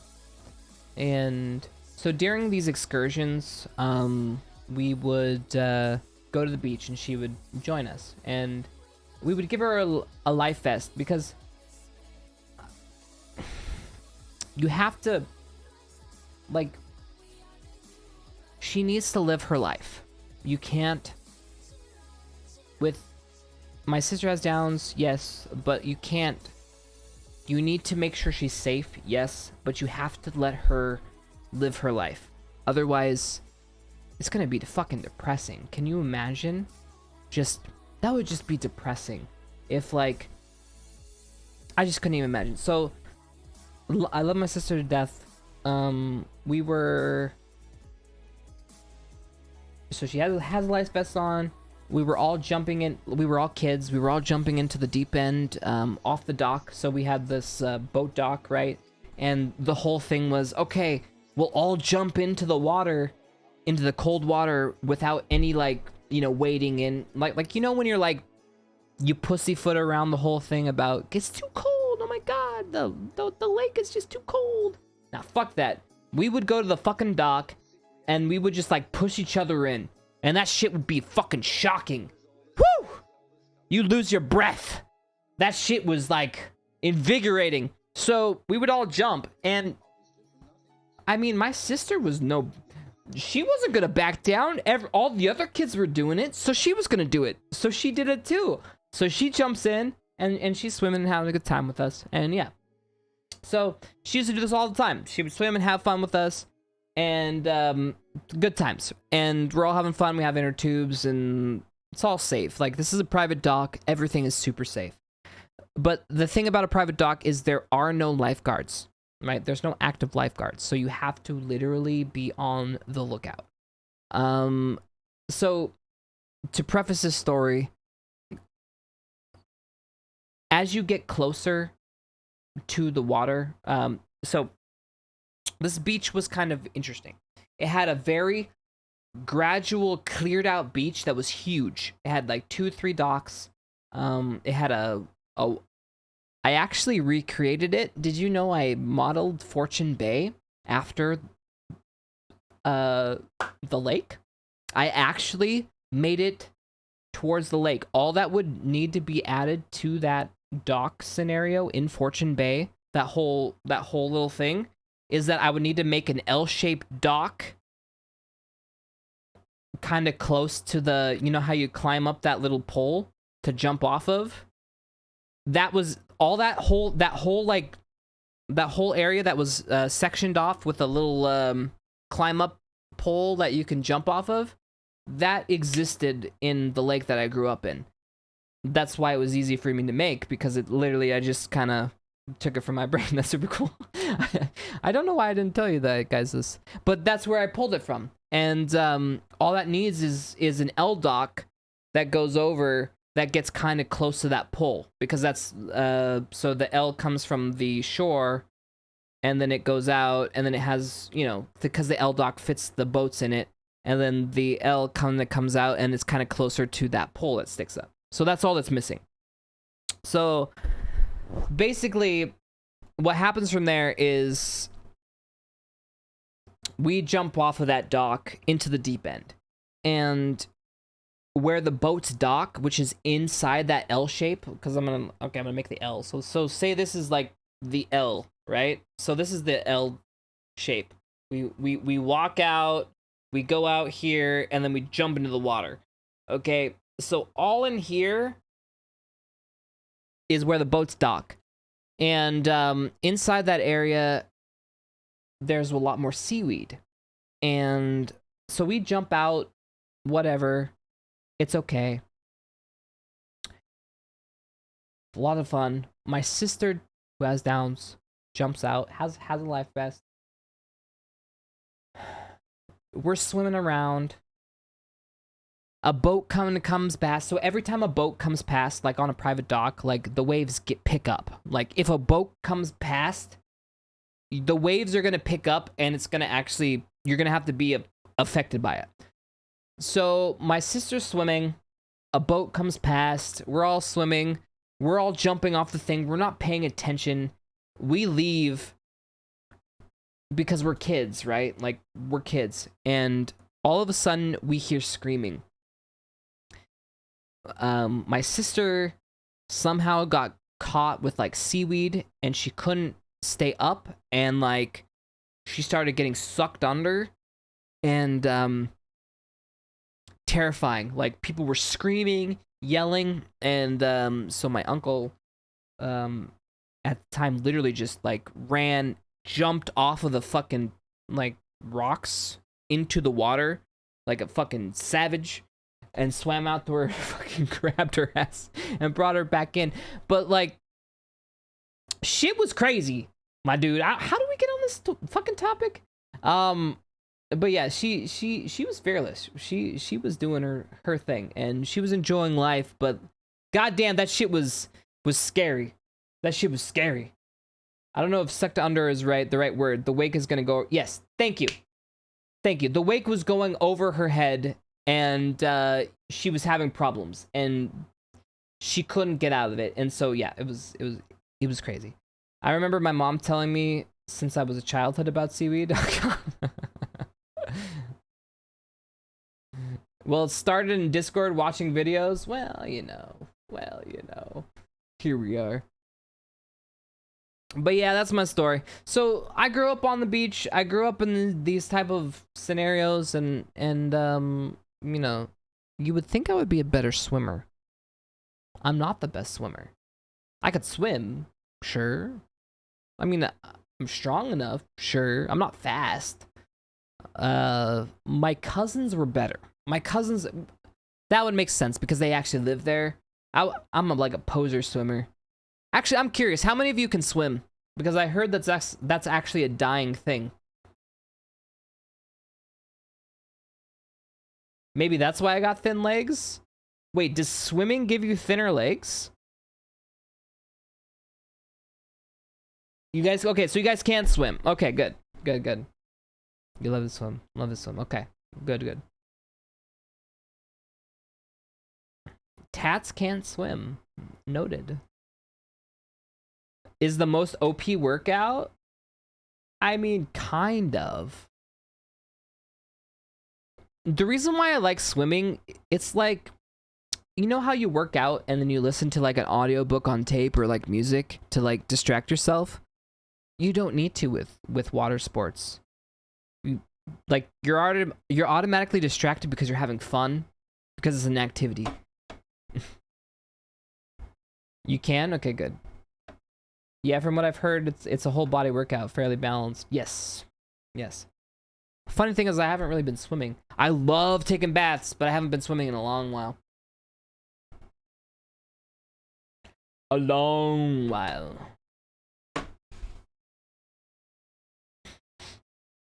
Oofta. You can swim. It's not my go-to. I'm allergic to physical exertion. I think the term is lazy.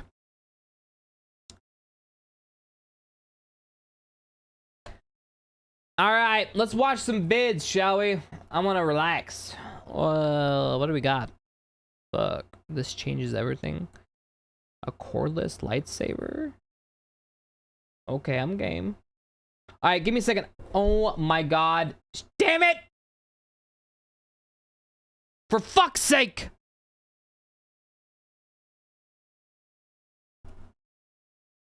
All right, give me 1 second. I have to pee. Hold!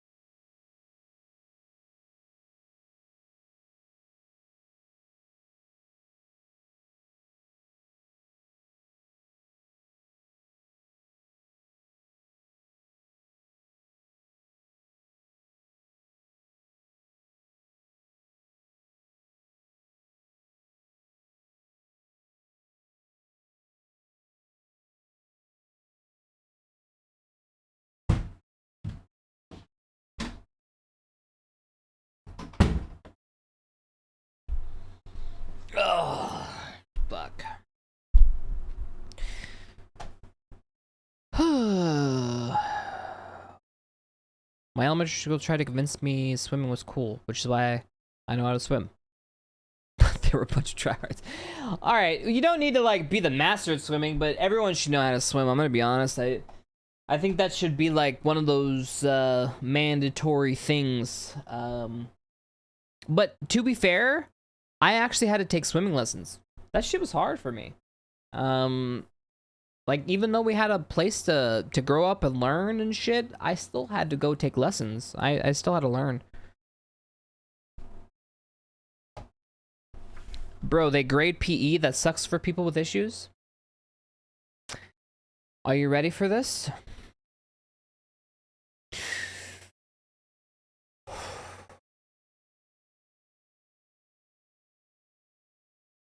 Yes, they grade PE, but usually it's participation points.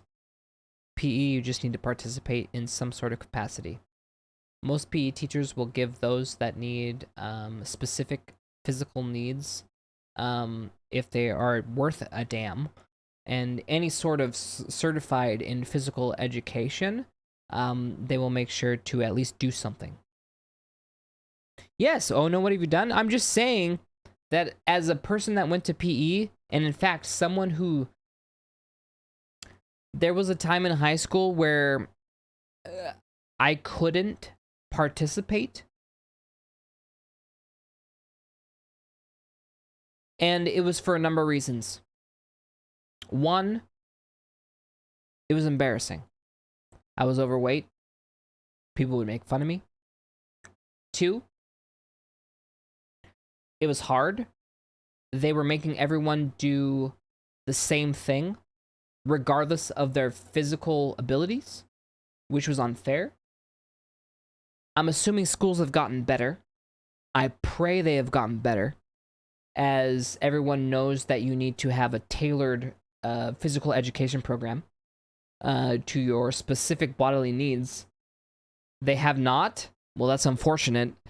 That was the problem for me. So after my parents got divorced when I was about 11 or 12, I porked up. I got extremely heavy. That's when I started having overweight issues. I was extremely overweight for my age, and which caused a lot of issues. And that was spawned, I mean, you could say it was spawned from depression, you could say it was spawned from whatever it was. It doesn't matter. It was the issue at hand. And the problem is they didn't... I know now, as someone who has gone to the gym and has created an own program for myself, and I know now how my body works, and I know how to make it actually look good and actually work for me.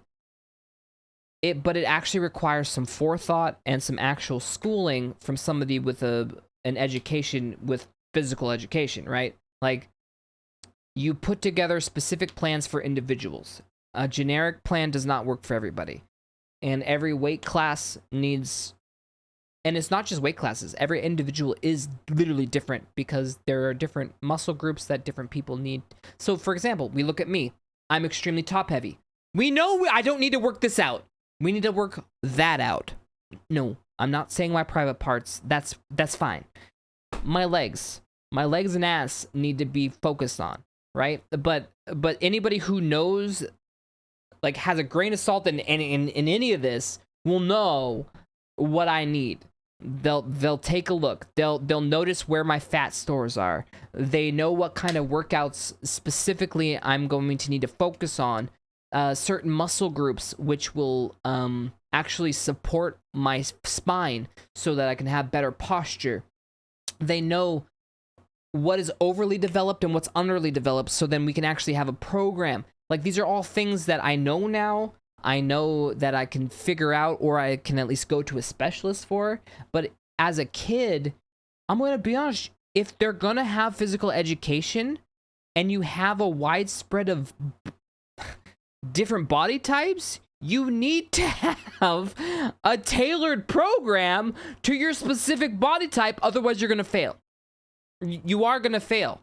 Like, you can't expect someone, all right, everybody, time to do 10 push-ups. Okay, sure, it seems like it's fine for everybody else, so say that's the average. But I'm going to be honest, not a lot of people can do 10 push-ups. That's actually really hard for a lot of people. Some people can't even do one pull-up. That's one pull-up. But they're looking at their chart going, well, the average person your age should be able to do this. And then they're constantly testing you and stacking you up to what you're supposed to be at your age instead of giving you a program to help you achieve the goal. And that's what the problem is. You need what's called a circuit. Well, yeah, tailored to your exact needs. Exactly. Exactly.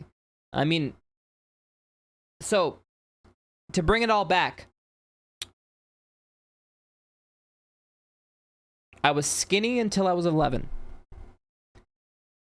I got fat. Yes, I was fat. I don't know if that's a taboo word these days on social media, but I was fat. I was overweight, and I still technically am overweight for my height, by the way. But when I was younger, I was fat, and I had a problem. I would eat, and I would drink sodas, and I just needed guidance. I wasn't given guidance. Instead, I was told, and I was ridiculed for what I couldn't do. I was told I have to do this. I was ridiculed if I couldn't do this. I was given peer pressure by my peers because they're all doing it, and then they're laughing at me silently, not even silently sometimes, because I couldn't accomplish it. So what I ended up doing is I got a note. I told my dad to write me a note, and I said, fuck that. I'm not going to take this emotionally damaging environment. And look at me, guys. I'm not, like, I've done fine by myself for my physical well-being. But schooling did not help me at all.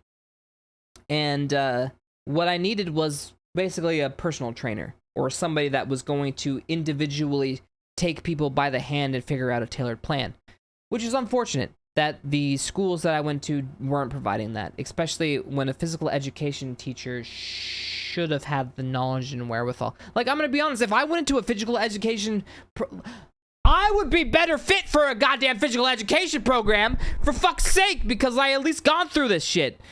I forget the thing they do with the scale, and you have to hold the handheld things in your hands, and it measures your body. What's it called? Wait, what? I forget the thing that they do with the scale, and you have to hold a handheld thing in your hand, and it measures your body. I don't know what you're talking about. And once you get to the end of the circuit, you win. Guess what you do get to gain again? Body mass index? Well, are we talking about actually taking your body fat? The only time I've ever gotten my body fat actually measured was when I actually went to a professional trainer, which I did do eventually. I said eventually enough is enough. I was tired of being fat. And so what I did, as you guys know, I've struggled with my weight my whole life. I have gone periods. I fluctuate a lot. I'll fluctuate up and down. Usually, I hate to say it, but I fluctuate up to 250.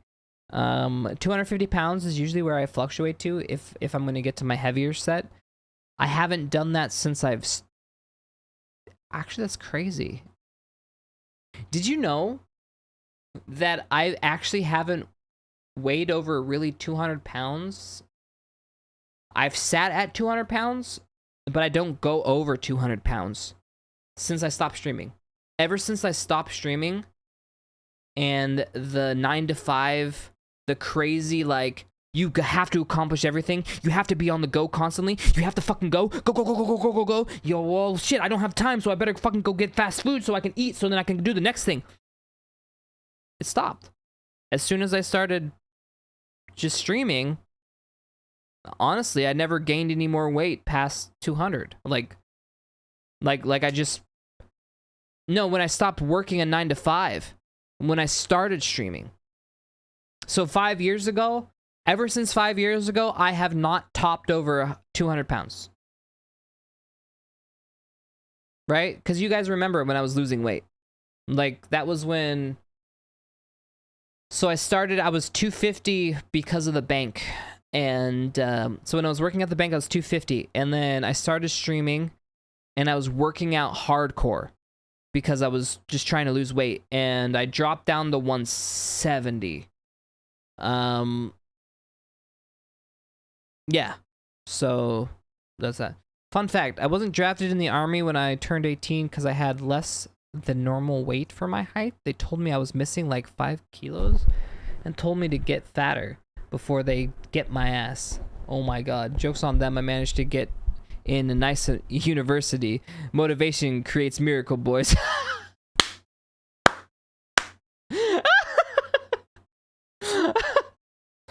Oh my god, this one trick will make doctors hate you. Lose your gallbladder.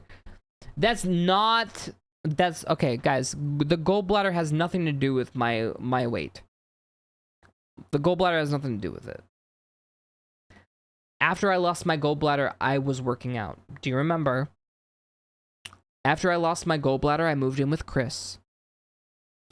After I moved in with Chris, we had an on-site gym. And I would start working out. I started going every day to the gym. Because when you give me ease of access to a gym, I'm going to fucking do it.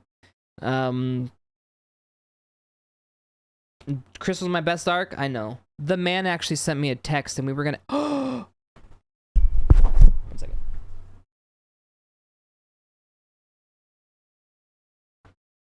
Wait, I probably shouldn't message him right now. It's like 2 a.m.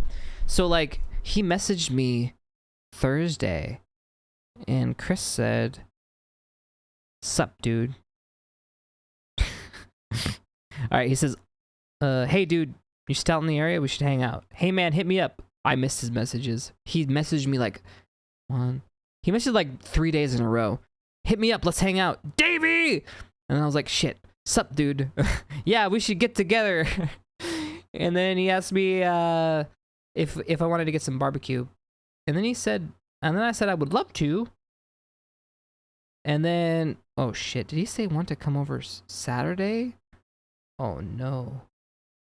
He sent me that yesterday.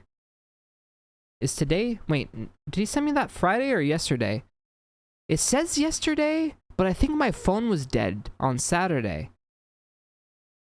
Oh no. Do you think it was like for this Saturday?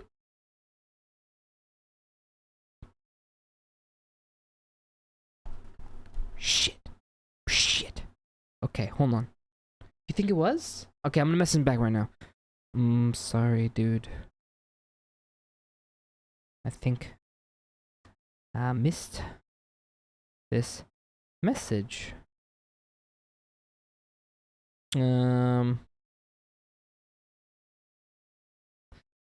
Did you mean the Saturday? Just okay, no, that's okay. Hold on. Sorry, dude. I think I missed this message. This message. Shit. What do I say? How do you respond to that? Awesome, man. Want to come over Saturday morning for breakfast? And I literally that was sent yesterday. No, okay. We're gonna assume it was sent the day before, but I didn't turn on my phone till yesterday, and then I didn't see it till now. Which is technically I turned on my phone today.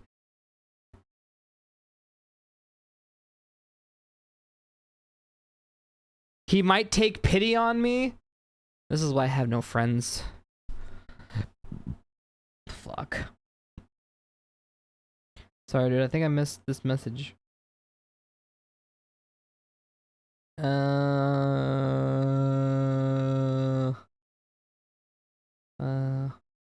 What do I say, Chad? I don't even know what to say. He says, "Awesome, man. Want to come over Saturday morning for breakfast?" And he hasn't said anything since that. Ah! Yes, Chris is a bro, dude. Like, Chris is like a bro. Straight up. Sorry, dude. I think I missed his message. Is there another time?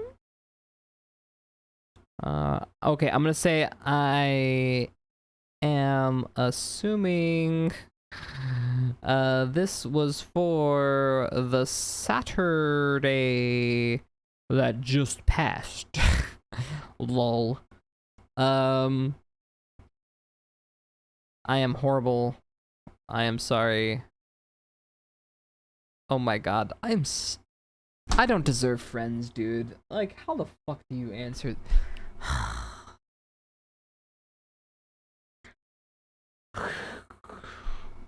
This is why I'm alone. This is why we're alone. Sorry, dude. I think I missed this message. I'm assuming this was for Saturday that just passed. Lol. I'm horrible. I'm sorry. God damn it. Is there another day? Day in the future we could get together? Question mark. Shit, it's also 2 a.m. Should I message this man at 2 a.m.?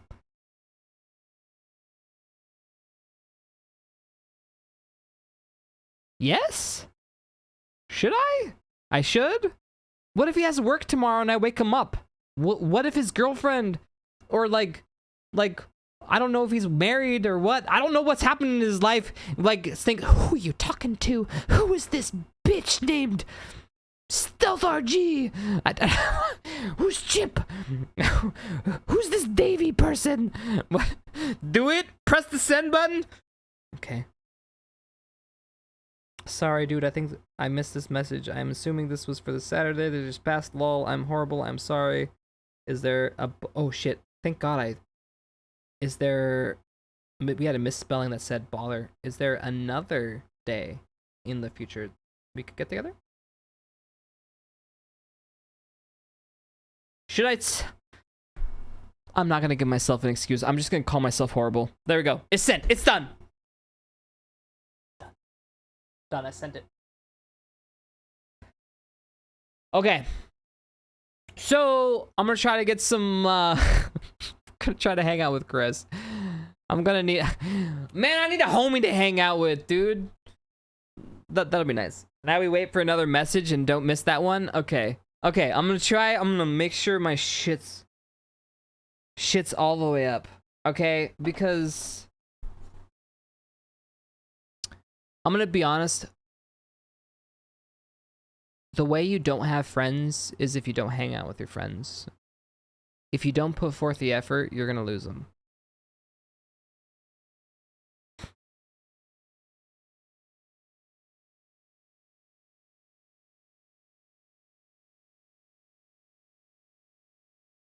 Yeah.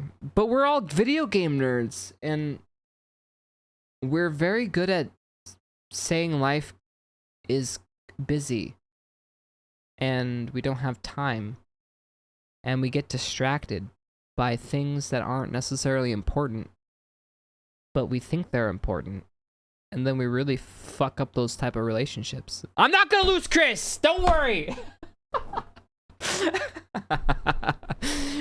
What gamers are you talking about? I'm talking about you motherfuckers who are playing Genshin Impact. I see you!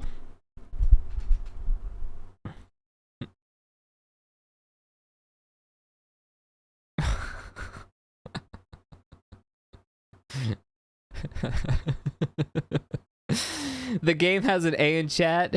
I'm not calling you out. I'm calling myself out, chat. Oh my god. I love Genshin. Okay, it's not just you, Chi-Chi. You are literally just like Chad. Like, they are literally Genshin whores. Or whatever gacha game they're into at the moment.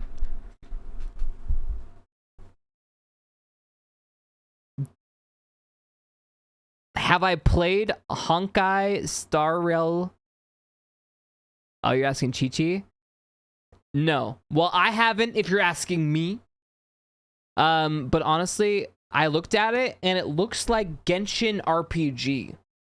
I saw somebody, I think it was Asmongold when I was switching through his channel, and he decided to play it for 2 seconds. I stopped watching because honestly, I can't really watch that type of content. But it looked like just like an RPG. Like the combat was RPG. Like you do heals. Like it's a lineup. Am I lying? I literally watched it. What did I watch? All right, I'm gonna pull up a trailer. If you guys say I'm lying, it is a turn-based RPG, so I was right. Why did you make me feel weird? How dare you make me feel like I wasn't telling the truth? I watched it and I was like, okay.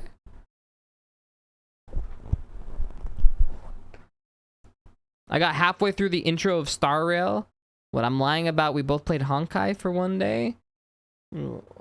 Wait, we played what? No? We played Genshin? Not that honky game. You should play it. It's very well made and anime enough for my taste. You chucked your wallet at it for one poll? I did not play Honkai. I'm gonna be honest. I did not play. I did not play this honky game.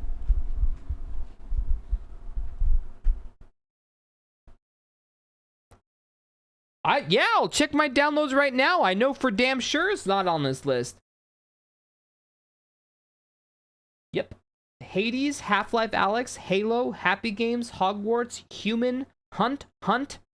That's it. Yeah. Who were you playing them with, Chi-Chi? It wasn't me. If this was a month ago, weren't we dating a month ago?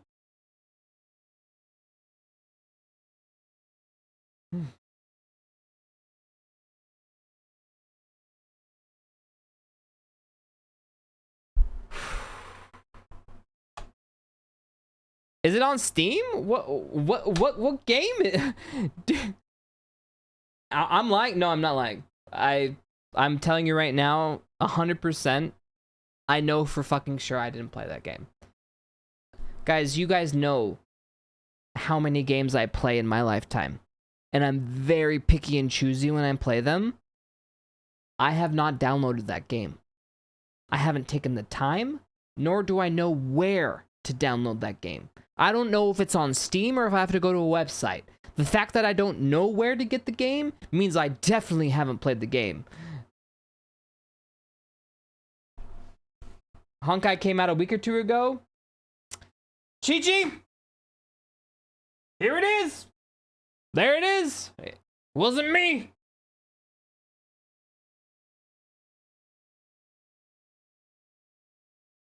Yeah, no, I definitely haven't. No, I haven't. But honestly, if it's that good, I love me some turn-based RPGs. I love Final Fantasy. And it's oh, you got the wrong game? Okay. Whew. All right. It's so this game. All right, let's look at a trailer since we're talking about it. You know, we might as well stay relevant. All right, Honkai. What's it called?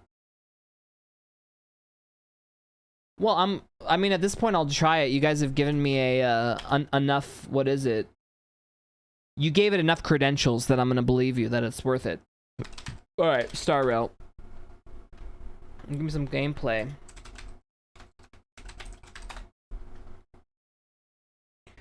Oh, God, I'm so used to putting everything on the left screen. Transfer everything to the right screen. All right, put this up there. Go like this. Like this. Okay, cool. A brand new space fantasy RPG developed by Hoyo Silver. Oh, literally by the same company. So literally the same assets.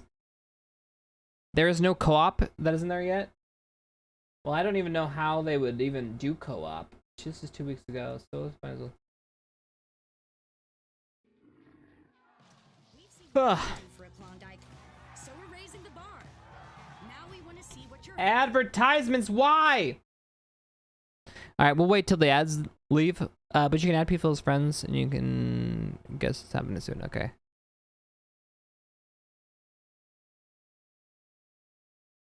RPG, Honkai Star Rail.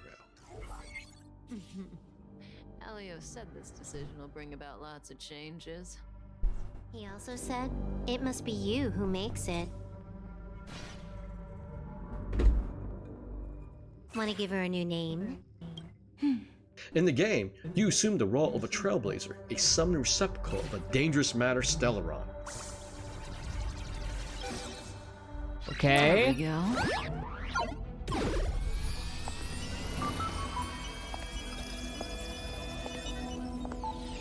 How much does she remember? I'll remember you. Time to get up. Wait, stop it! They're awake! Upon awakening, you'll find yourself on a space station, greeted by the crew of the Astral Nice to Express, meet you. March 7th, and My Dan name's Hung. Dan Hung, and this is March 7th. Dude, is Dan hung? Is he I hung? are members of the Astral Express crew. Yo, he's hung. The Express has some dealings with Madame Herta, so we come to visit the space station from time to time. We just so happened to arrive during this invasion. Of course, as a crew of heroes, we're happy to lend a hand. Wait, March! Huh? Huh? These motherfuckers said this was a fucking gameplay demo, and here we are watching the first cutscene. Motherfuckers. The Doomsday Beast. It's really here. Get down here! Careful, everyone! Together, you help them sort out an emergency crisis on the space station.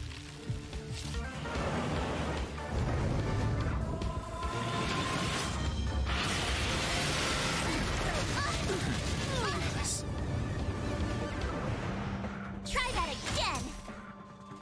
Perhaps you still don't understand. Humanity never conceals its desire to control the heavens. And I'm no exception. The truth of life is Dude, these are such flashy animations. Holy death, revealed in an instant. This sanctuary is but a vision. Run! Combat is a series of precise I machinations. try hard sometimes. Check out this awesome move!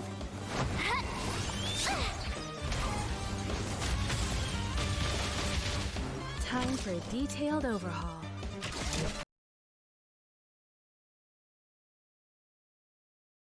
literally Final Fantasy. Rules are made to be broken. Though this is super flashy, is every person this flashy? I would get confused. You're out.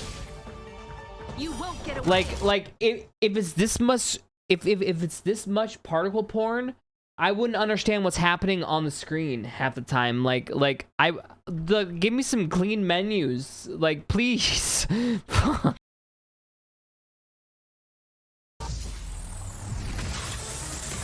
Clemency? Never heard of it. Smooth brain? No, it's just called excess clutter. You're telling me that that's good game design where your eye can't even focus for 2 seconds? You're gonna get nauseated. Like, listen, there's different design concepts that you can subscribe to, and I'm not a fan of that one. And that's my opinion on game development. And other people are gonna push their agenda for their type of games, but for me, I don't think that's the way. The Astral Express is a unique train that you can travel across the universe.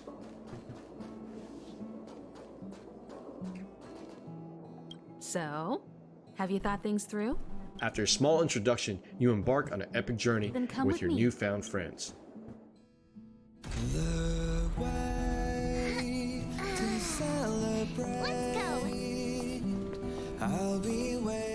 A song? Time to What's get this?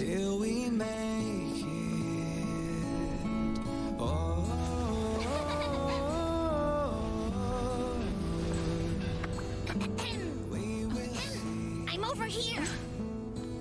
Come with me, take the journey. Hello? Hello, hello? Okay. I'm gonna be honest. I mean, it looks like it's got a lot of story. Okay. And we got some RPG stuff. Okay. is the RPG elements good? Is it is there, are you rewarded for having a good team comp? Or is it just that you can just fucking have a bunch? Yes? Okay. On a scale of 1 to 10, very. It's more team comp manager? Well, that's what RPGs are. Well, yeah, button mashing is not what RPGs are. Yeah, it's literally old school Final Fantasy type combat. Yeah.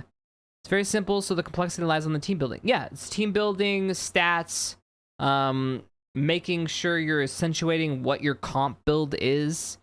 Yeah, cool. All right. So honestly, I probably will enjoy it. I might check it out. I might check it out. Is it free? Question mark. Answering. What? Huh?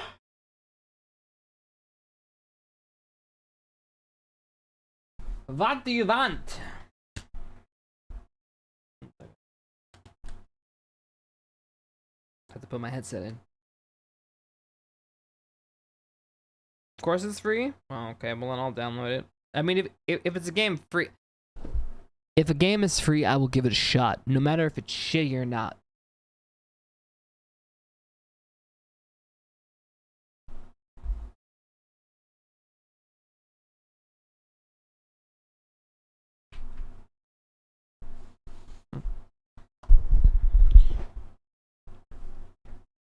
Hello? Hello? What Wait, you can you hear want? me? Okay, yeah. Rude! God damn! Do you remember Tower of Fantasy? Do you remember playing that with me for like one day? Let me look. Google it, Google it, Google it. That's the game I got confused with. Tower of Fantasy. I have not played this game. You were lying. Nope, I have not played this game. How would I have played this? What do I how would you play this? What is this game? It was just like Genshin. No, huh. Okay, whatever. No, I'm gonna be honest, I haven't. Yes, we did. We played it together for like one day. I don't have any downloads, and I'm so bad that I wouldn't have installed it because I'm that bad. What? Yeah. Like I don't have it. Like it's not there. Okay. Like Whatever. Never mind. Okay, bye. It what? Whoa, that's what. Not funny. It is funny. Who are you playing with? That's not, now you're making me literally feel like I'm crazy. It's not.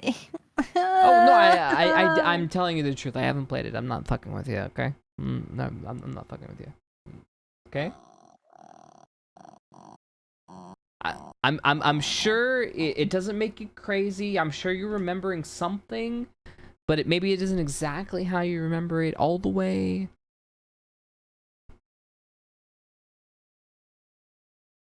Okay. Whatever. I don't believe you, but okay. You don't believe me?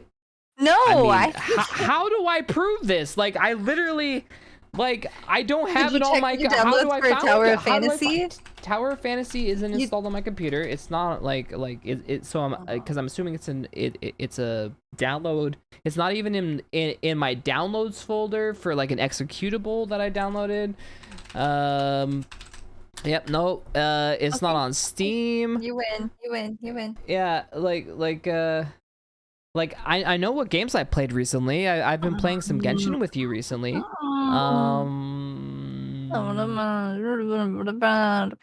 was like it was like one of the first games we tried to play together because it just came out. No, we didn't play that game. All right, I'm looking it up. When did Tower of Fantasy come out?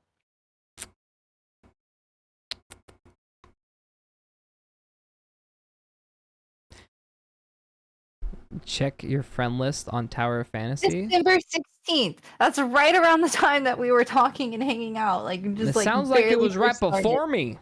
No. I don't know what you want from me. Because we started talking in November. Yeah. Birthday actually.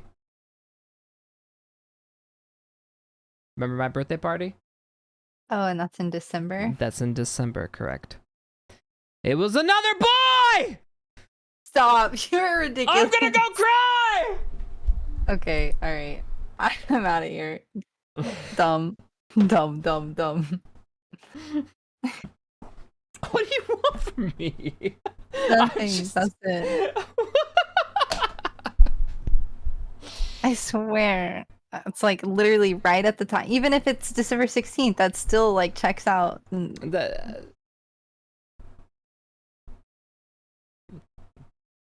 I was definitely too preoccupied with what we were doing at that time to be playing Tower of Fantasy. Ugh. Okay. Okay. Okay. But what is Tower of Fantasy? I have never... Okay, hold on. I gotta see what this is. Tower of Fantasy game. What is this even? It is... What is this? Tower of Fantasy is a massive open-world anime RPG cross-platform on both PC and mobile that features ultra-fast-paced action combat. Thank you, dude, bro. I'm gonna look at it here. Okay. This... Go like I think you this. uninstalled it. No. Where's Chad? I can't... There's... Okay. The ability to switch between 3 different weapons, a world absolutely rammed with puzzles, collectibles, hidden stories, and treasure, as well as the ability to create your dream waifu or husbando with an extremely in-depth character customization suite. Other than being a shared open-world RPG, Tower of Fantasy features a fully voice-acted main story with anime-quality cutscenes, the ability to traverse the world via climbable walls, flying your jetpack, waterboard various mounts, or through unlocking teleports. This video is sponsored by Tower of Fantasy, however they just want a normal first impressions of the game with the usual pros and cons at the end. If you like what you see in this video, then click the link in the description below to pre-register for Tower of Fantasy now. Tower of Fantasy, the next big anime RPG that I'm sure all you weebs are itching to play and create your ideal waifu. Let's see if it's any good. Game starts with a cutscene, waifu with massive hair. Okay, action-packed start to the game, and this is where we choose between male or... Nope. Female. Let's be honest, 90% of people that play this game... I was keeping myself open to maybe I was wrong, but... No. It's official. And honestly, the funny thing is like, Honkai looks better than this. Whatever this Tower of Fantasy game, this looks like yeah, like nobody shit. plays it. Yeah, it seems like Honkai seems like it was more popular. But when Honkai came out, I thought it was Tower of Fantasy. I thought that I got the two games confused. I thought they were the same I can game. see why. I mean, look at this fucking shit. It's all cookie cutter. Looks Yeah. the same. Yeah, I don't blame you. Just a left click and one ability. Buttery smooth animations. You can animation cancel with the dodge. You can climb walls in this game. You've got stamina though, so need to keep an eye on that. It's freezing. It probably has that's something all. to do with what you wear in love. You can Yeah, you're right. You're right, Chad. It does look kind of like a rushed, like a game. Yeah, Honkai has been a thing for a long time. Okay. Well, yeah, Honkai does look interesting. It does. I'm gonna be honest. If it's free, I might download that just to play it. Cause why not? I mean, free games, right? I mean, is that? I don't. I'm gonna be honest. I don't think that's your type of game, is it, Chi-Chi? No, I hate turn-based stuff. Yeah, it's too old school. It's too old school. It's got that strategy. Was okay. Did you look at Blue Protocol? I tried to get Chi-Chi to watch the trailer. She checked out and didn't watch it. Oh yeah. Yeah, I tried. I did try. Remember, I turned it off. I literally had it on for 5 minutes. I was like, "You're not watching it. Close." I think I was in the middle of playing a game, or what was I was doing something. Yeah, no, like, it's okay. It's okay. It's fine. And then I wasn't paying attention trying to enough. get into MMO So you're like, chat. you're not watching it, and you just turn it off. And so I was like, okay, fine, whatever. You can just turn it off. 5 minutes. I had it off for 5 minutes.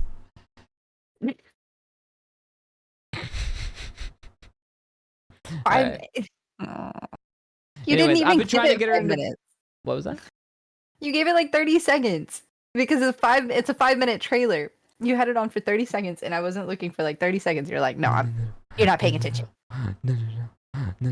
But I thought Blue Protocol would be up her alley just because I could get her with the Genshin look-alike. But I don't know. We'll see what she says when I finally get her to watch the trailer. But when does that game even come out, Chad? Why would you try to ruin Chi-Chi's life with an MMO? Because then it could be something we could play together. Like, Because I'm already like knee deep invested in.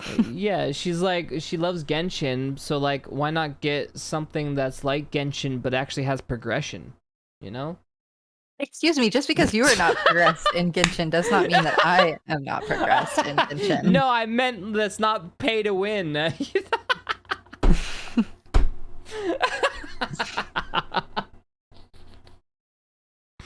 Genshin is literally a gateway to this type of shit, you guys, and you know it.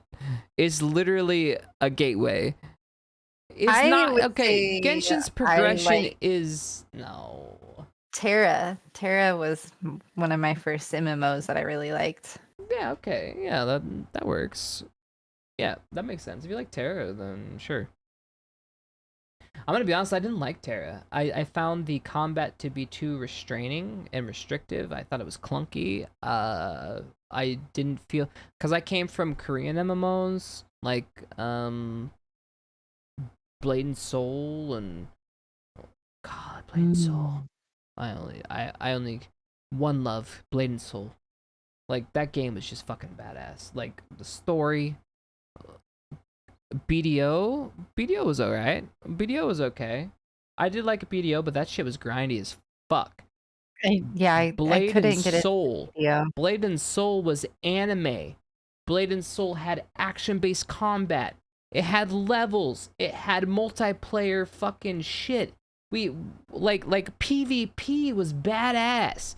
Like, have I tried Guild Wars? Yeah. Yeah, Guild Wars 2 shit. Yeah. No, I love my MMOs. I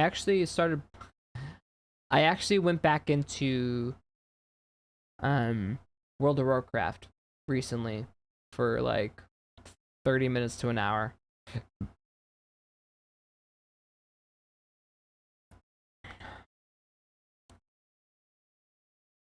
I'm getting more picky, dude. I'm getting more picky. Like, I want. You know? I want. And what I want isn't that. It ain't the same. True. Don't settle for mediocrity. Well, that's all we have to choose from these days, so you have to pick the best one. This all this talk is making me want to install Blade and Soul. Literally, I made so many different characters. Okay, I mean, I bought all the outfits. The pay-to-win aspect of Blade and Soul was literally cosmetics. You bought to look like an anime schoolgirl or anime schoolboy or whatever, or like you got your cool like badass armor looking ass thing or whatever. You know what I mean? Like you decked your characters out, and that's what you paid for. Like, damn. But the story was good. The progression was awesome. Have I seen Throne and Liberty? It's not out yet. But no, I have not. What's that? Please hold. Throne and Liberty. Videos. Official trailer.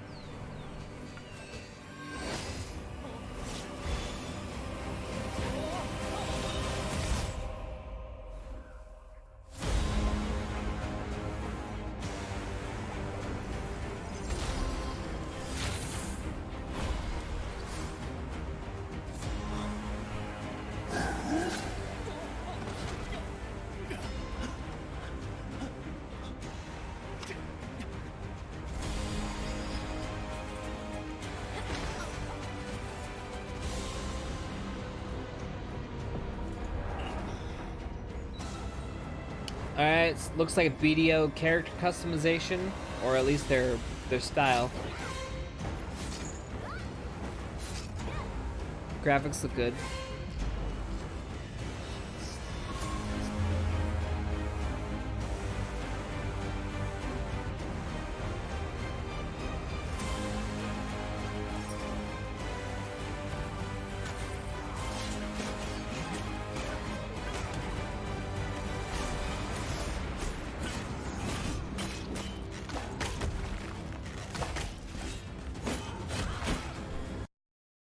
Okay, the melee looked good, but then when I saw them shoot that bow, it looks like fucking like super stiff. You see the animation there?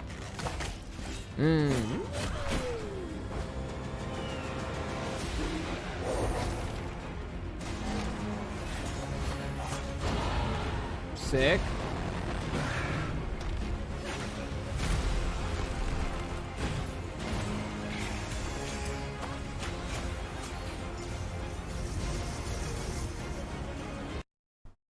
All right, but what's cool about this is you can tell that at least they've tested lots of players together.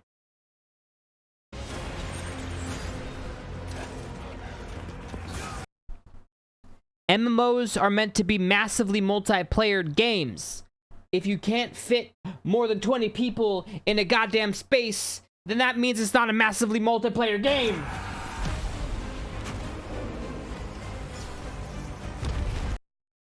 I'm gonna be honest, that's why I actually liked New World, because we actually had like real skirmishes happening, like real wars and shit.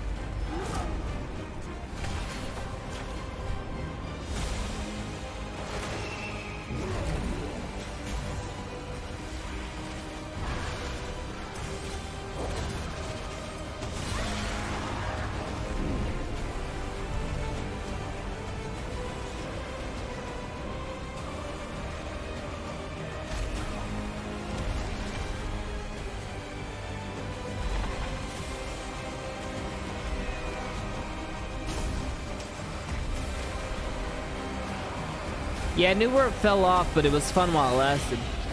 Right during its heyday. That's why I played it right away. I knew... Guys, that actually looks pretty decent. Okay. I think the reason why I'm more intrigued with this one is because it does actually... It's highlighting the actual massive multiplayer genre instead of just, like, cheesing around it, so... But when it comes to New World... There's a reason why I motherfucking played the beta, because I knew the game wouldn't last. Like, and so I got to experience the heyday of that MMO by playing early access. And so I got my fill with New World. Yeah, everyone knew, which is why we were all there. And yeah, everything tanked after it released. People were trying, but like the heyday was the beta. Like, that was it. I remember when all the Gator crew was on the hunt for stealth. Wait, what? What? What? They were hunting me? What? I did not know this. That's funny. No, the first days? Okay. It's like Archie's Alpha was top tier, then fell apart. Most of MMOs don't live that long these days. Only the old ones keep a semi-healthy player base. You just remember. Yeah. I think, it's true. It's true. I think games now just follow that normal secular bullshit where it just has a shelf life of whatever, 6 months, I would say, probably. Well, we got a 6 month shelf life, and then at the end of that 6 months, it's pretty much starts deteriorating. But the crazy thing is like these 6 months are starting not on release, but on beta releases, which is actually crazy to me.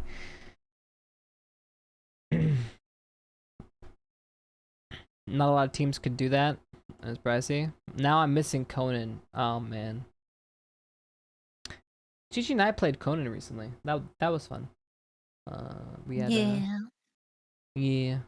We played we had some mods on that server. We had magic and levels, and it's basically yeah. Fabio. No, I didn't play Fabio.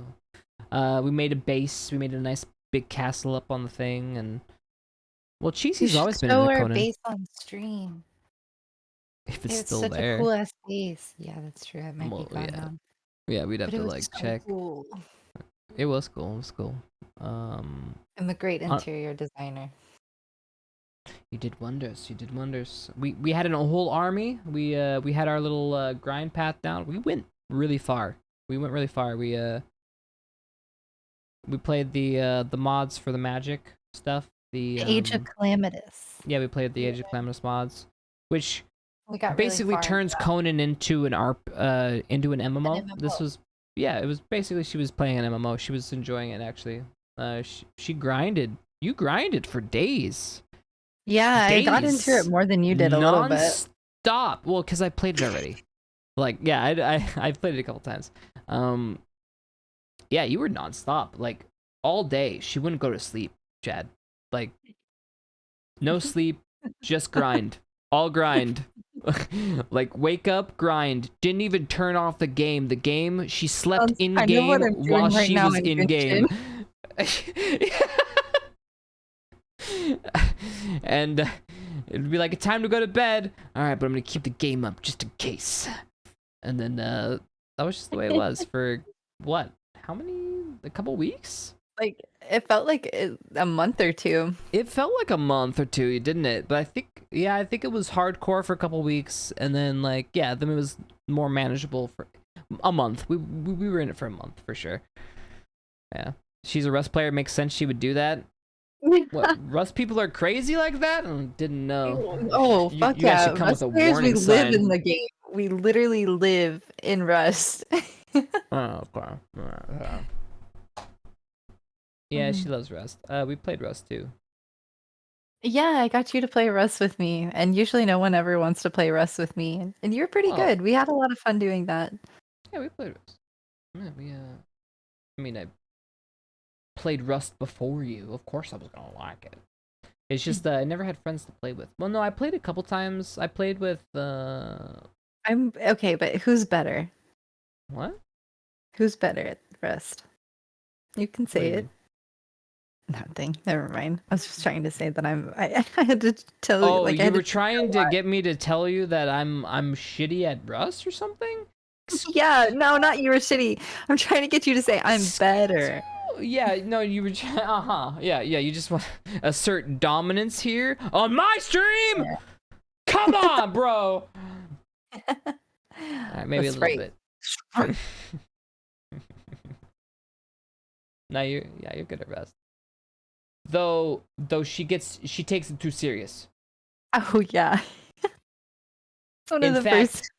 Dude, I will tell you, the first argument we ever had was due to Rust. that was our first argument ever for the relationship, over Rust. It's serious, Wolf ears. You take that shit serious. Holy shit! I'm over here having fun, going yay! You're like, get your head in the game. Equipment. I'm like, come on, bro, lighten up. You gotta research that shit, and you're out here wasting it, and then our snowball effect isn't happening. You gotta lighten up. If you leave the door open, I'll kick your ass. Okay, I will. Actually, I'm that good. Too. He was horrible at leaving doors open. No, I wasn't. I was very good at that. Bullshit. Okay, no, I didn't yell at you for it, but I had to come up behind you and just always shut the doors. And I was just like, okay, this isn't. I'm not gonna add this to the list of things I need to correct you on. She lying, bro. Okay. Lying. Let's put it this way: it got so bad that I ended up just not hanging out with her in Rust, and then I was doing my own thing. Yeah, I just ended up doing my own thing because I was like, fuck being judged for every action. I'm gonna go have fun over here. I told him, I said, here's your box. And I said, fuck that. And you like, put I'm gonna do everything my in this thing. box. Like You know how many times I played this game, I was just successful, just fine. Like, having people tell you your whole life that you're doing things wrong. Let me tell you, Chad, you're not doing things wrong. You're doing things like, your way. Okay? There is no like wrong way 100 or right hours way. versus, like, It's your way 2,000 and their way. Okay? Thank you for the raid. Hi, Ribbon. Stealth is that one guy in the Rust videos that get going deep. What? Rust isn't passive aggressive game though. Well, I'm automatic. I'm not aggressive. Well, no, I'm kind of aggressive. I was getting aggressive. What? I was saying somebody's gonna go deep in your base because you would leave all the doors open. No, I don't leave the doors open. I literally never left the doors open. Okay, sure. You never Thank left you, the Miss doors open. you. No, damn right I didn't. Damn right I didn't. Welcome everybody, welcome. We're just talking about Rust for no reason in particular. Not even playing Rust already and fight. This is the game. The game is toxic. It's like, don't date a League of Legends player. Okay, I say that, and now everyone who plays League is gonna be like, I'm gonna be alone. I didn't mean it. I'm sorry, Sure4. I'm Rust is not passive aggressive. I mean, you can play it passive aggressive. Like, honestly, the way we were playing was pretty passive, doing the boat runs. Like, yeah, I mean, yeah, The way I play Rust is like a pirate. So Yeah. we build a little boathouse on the ocean, and I'll stash a boat in the boathouse with the garage door opener or double doors, but prefer the garage door. And then we just go and you collect all the trash, recycle that shit, and just scrap. Get all the scrap till you get to be able to raid someone's base. Go raid someone's base. I play comfy style. I'm not too aggressive. I usually don't try to like fuck with people too much. Yep, so we just did scraps. I just want to raid my neighbors and fuck up all their shit and be the only person around. Everyone, I'm the type of Rust player everyone hates. Yeah, the only time she would listen to me is during combat scenarios. That's the only time she would listen to me. At least I was good for something. Because honestly, we kicked some serious ass when we started taking down some bases. Yeah, because you start to snowball, you get all their loot. We only lost one or two of our fights. Like, the rest of them, we pretty much fucked them up. Yeah, we took them out. Not during combat, though. Everybody listens to my commands during combat. Why? I don't know. Probably because I'm good at combat. I don't know. I play professionally. So Archie, I'm a pro gamer. I'm a programmer. No. Programmer. Because I yell? Oh, you're a gamer, all right. Rust Combat would give me a heart attack if I played. Nah, it's just fun. It's just all about getting. I mean, it's just, you know, laying ground fire, suppression cover. You know, getting your people to go up. I mean, I think our best play was our first raid when we were scoping out this base. We literally had it ready. She was freaking out because she's like, we can't have people steal that base. We're gonna raid it, and they started raiding it, and it was close by, and she started freaking out. We got an anti-raid.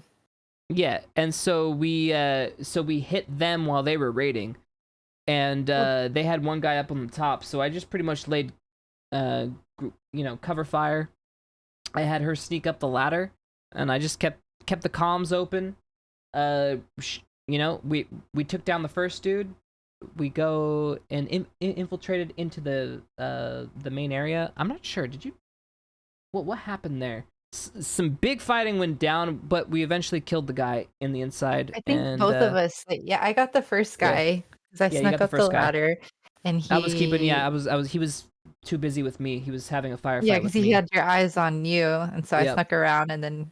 Yep. And then the two of us together, I think, got the second guy. Yeah, or maybe he got me and then you got him, or I can't remember. Yeah, I think that might have happened, but Yeah, It was because we were got him. raiding that base, and they came Yeah. to like take our raid away, and they Yeah. almost did, and that's when I was freaking out.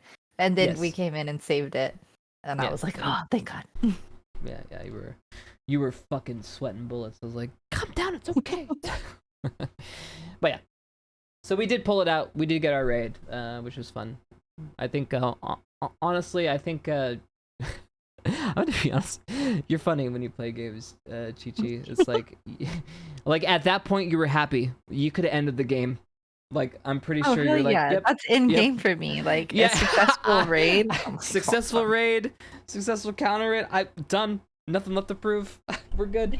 We played for a little while longer. We had a couple more firefights. Actually won a couple more, and then we had so much freaking explosives and all the above. We were able to raid like I think like 3 or 4 bases that wipe. Yeah, we did. No. Then we did load. Like I lost a couple fights, for sure, towards the end. But yeah, no, it was good. It's never enough, and you only quit when you're angry. I guess. Yeah, a lot of people can't play because it just gets them.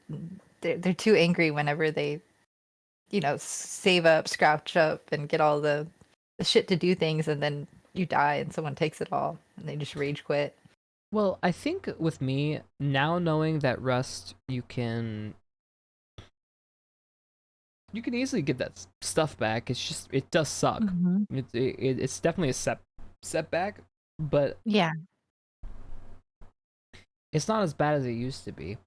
If you know what you're doing, because I think when I first played Rust, like if you lost your shit, there wasn't all this like scrapping yards and all these boats and shit. Like it was like you lost your shit. You know, like that was it, and like there was no recourse, and then you just quit the game because you were done. the scrap system definitely brought me back as a player because before then it was always so RNG about what you found, and then you were forced to go into the heavy fighting zones in order to get the good shit in order to raid people. And as a solo player, for me, that was almost impossible. Right. So once they brought the scrap system back in, or because it was there and then they took it away and then they brought it back, and that made a huge difference. No, I definitely enjoyed the game more because I didn't feel like I had to like 100% reset. There was actually a way to build back to where I needed to get to, and I didn't feel like I was so far behind, which was nice. No. Yeah, because you just needed the materials. You can once you get the blueprints, once you can always like remake your shit. Yeah. Back in the day, you would need to find the parts and bring them to the table, learn how to craft them. Mm-hmm. Yeah, that's the RNG of it.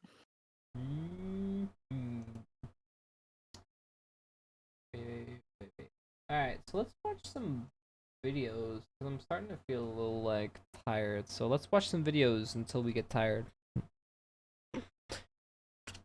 Hold on, I can do this. I can actually share my screen, so you don't have to... What is it? Oh, can I? No.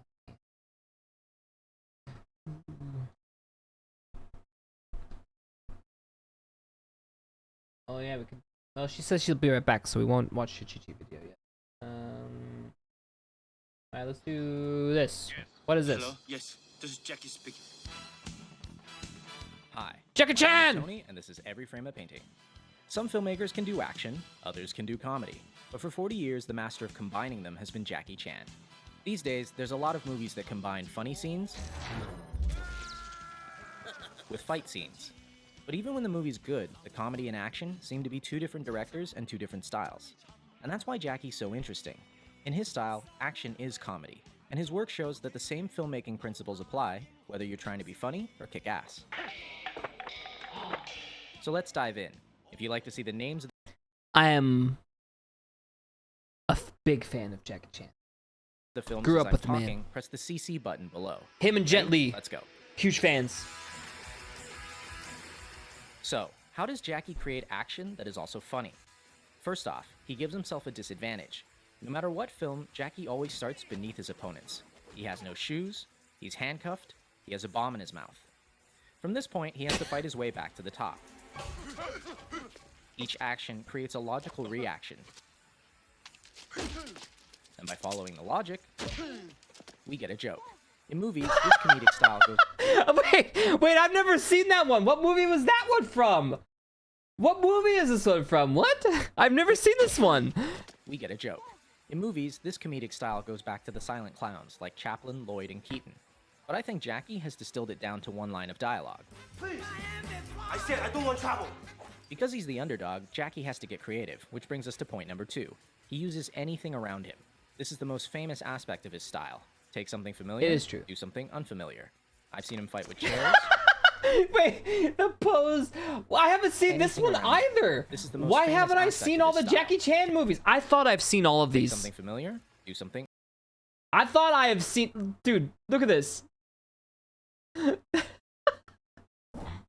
Unfamiliar. God damn it. I've seen him fight with chairs, dresses, chopsticks, keyboards, Legos, refrigerators, and of course, ladders. Always gotta have the ladders. Not only does this make each fight organic and grounded, it also gives us jokes that couldn't happen anywhere else. Number 3, Jackie. He follows the +1. what if scenario. Woo! What if I did this and this happens? Hey, G Harp! Look for 32 months. Likes clarity.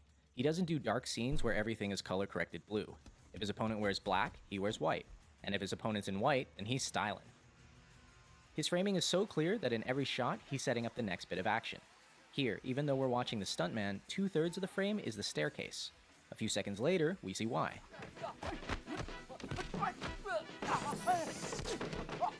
He keeps things clear by rarely using handheld or dolly moves. Like an American movie, you can see there's a lot of movement. When the camera angle movement, that means the actor, they don't know how to fight. In slow motion, you can see how the camera operator swings around to make the hit.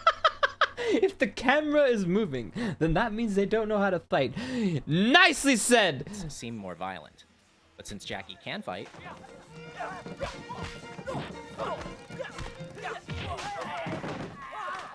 I never move my camera. Always steady, wide angle. Let him see I jumping down, I do the flat, I do the fall. when you shoot this way, everything looks more impressive because action and reaction are in the same frame. Notice how you can always see Jackie, the car, and the wall at the same time. But a similar stunt from Rush Hour 3... it's believable. It's just believable. Never includes all of the elements in the same shot, and it doesn't work. The same principle applies to comedy. This shot, directed by Sammo Hung, shows us the punch, the bad guy's face, and Jackie's face all in one. Now check out the same gag in Shanghai Noon. Here, action and reaction are separate shots. It kinda works, but not nearly as well. Why don't more directors do this? Because of number 5. They don't have enough time. Jackie is a perfectionist, willing to do as many takes as necessary to get it right. And in Hong Kong, he's supported by the studio, which gives him months to shoot a fight. And the most difficult thing is...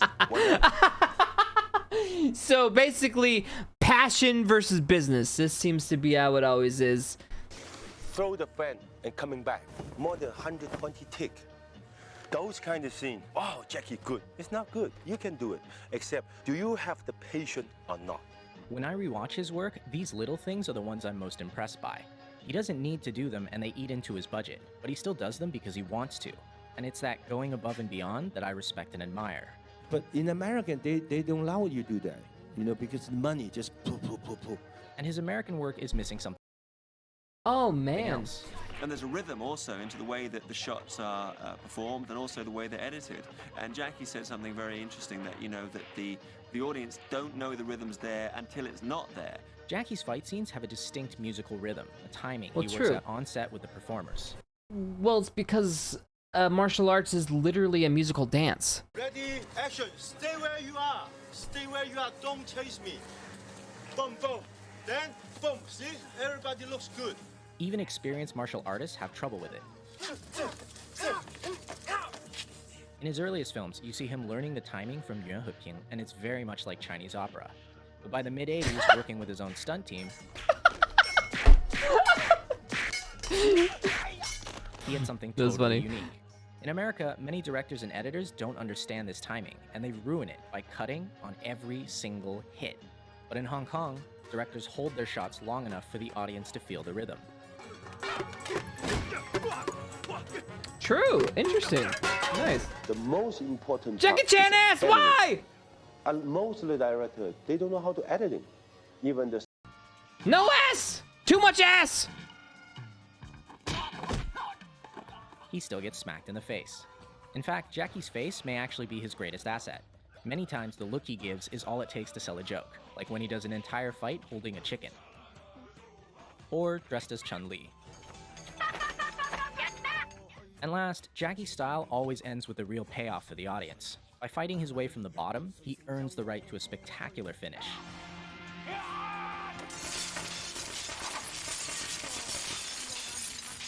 True, he always gets those spectacular finishes. That is He true. doesn't give up.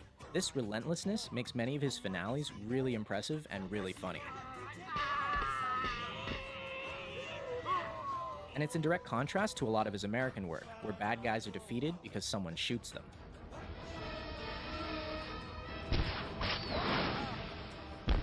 Come on! But most of all, I think Jackie's style proves something. Action and comedy aren't that different. In both genres, we want to see our best performers. And I think a lot of modern action directors are failing completely. These actors are skilled artists, some of the best in the world. Guys, can you tell me the last martial arts movie that you actually was like, damn, that shit was the best? Because I'm going to be honest, I haven't heard of any. Why are the directors so unskilled?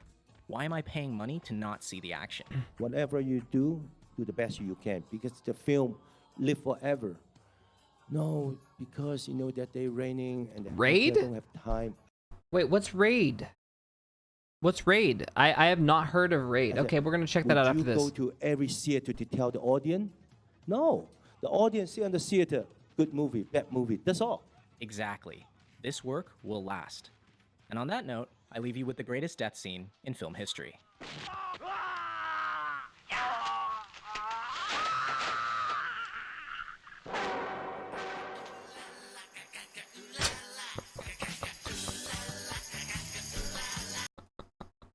Okay.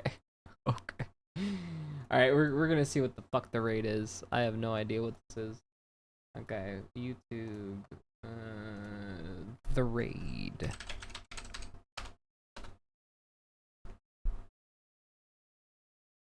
The Raid Redemption? The Raid Rama versus the Assassin? The Raid 2? The Raid Redemption #1 movie clip hallway fight 2012. Okay, we're gonna watch this yeah, okay, we're gonna watch this iconic fight. Alright, let's go. Let's watch this. Let's see if this is something I'm gonna wanna watch. No, I'm good on your ads, man. I'm good. I'm good.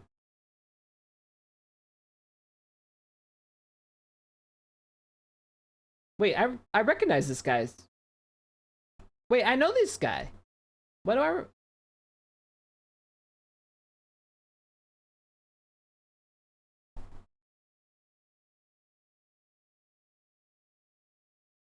No audio? Really? No way. It did. It just got fucked. Okay. There you go.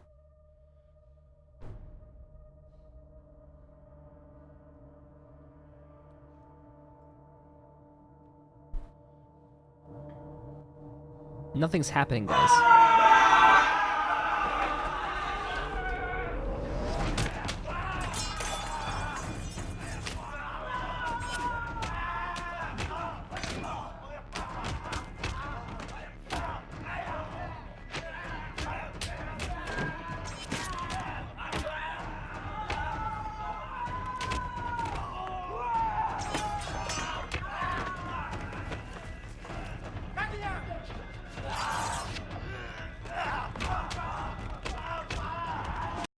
Okay, does this get nasty at some point? No.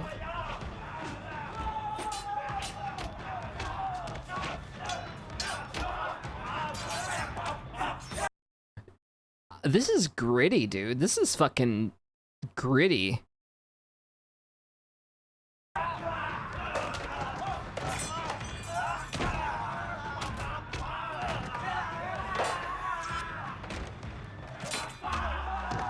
What this scene is doing is actually showing how hard it is to fight lots of people.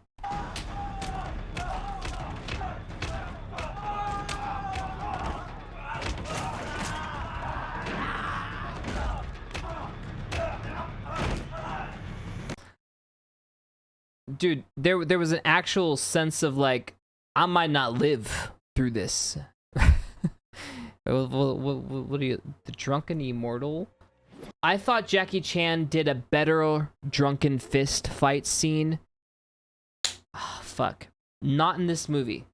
He had another, I think he literally had, I think it was called Drunken Fist, wasn't it? I think it was literally called Drunken Fist. Hold on, let me see. Jackie Chan Drunken Master. Yes. The fight scenes from the Drunken Master is top tier. This is like Hollywood kind of dumbed down for the screen. But that shit, when he was younger doing the Drunken Master shit, holy shit, those, because I'm gonna be honest, here he's doing the Drunken Fist thing, right?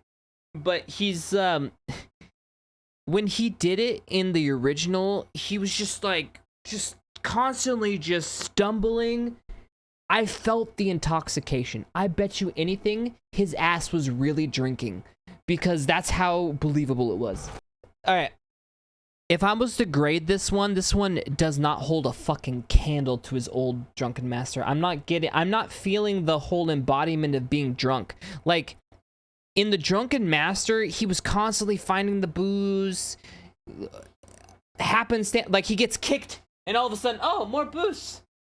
And then he goes back, and he fights some more, bam! Oh!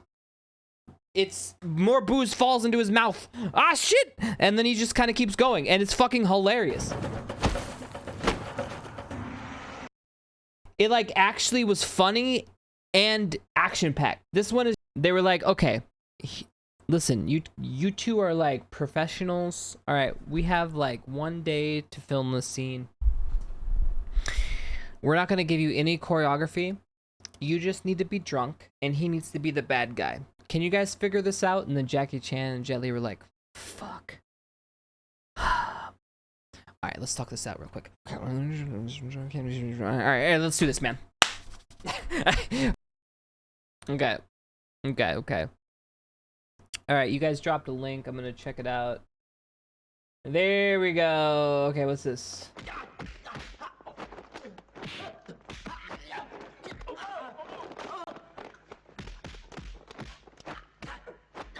You gotta love the old school sound effects, dude.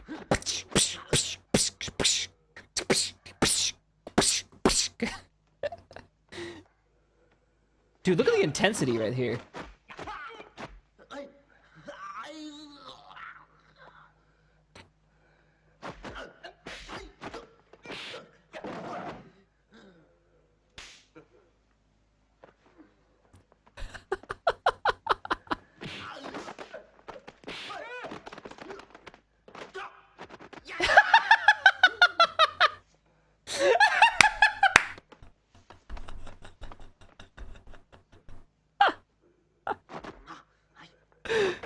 So good.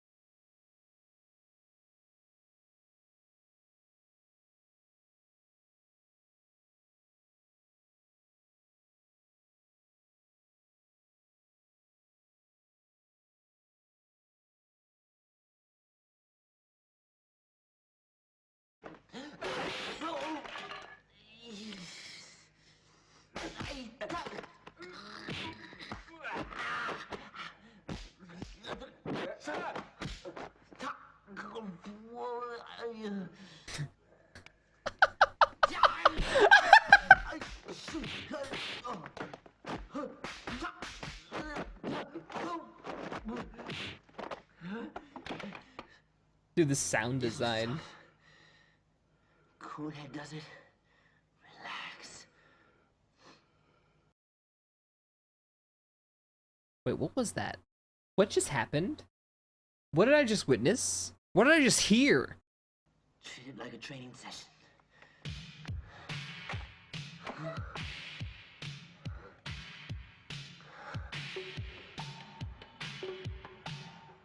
Another round.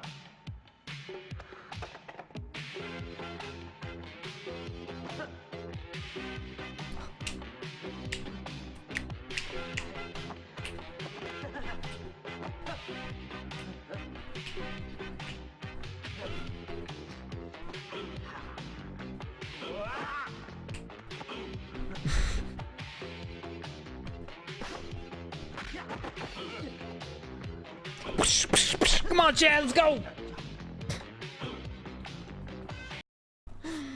Dude, the channel knew we were hyping up. It knew the music was going crazy, and it decided to try to cuck me.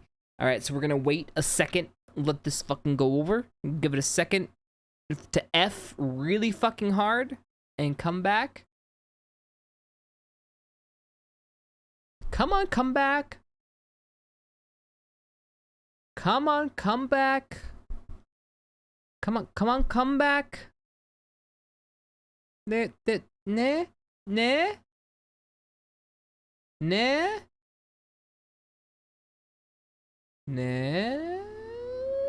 So does ne. I think that's good enough.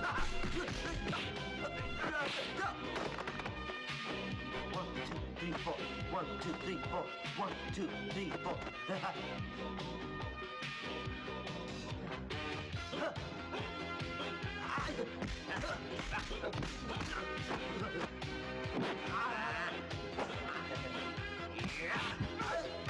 Watch out, Jackie!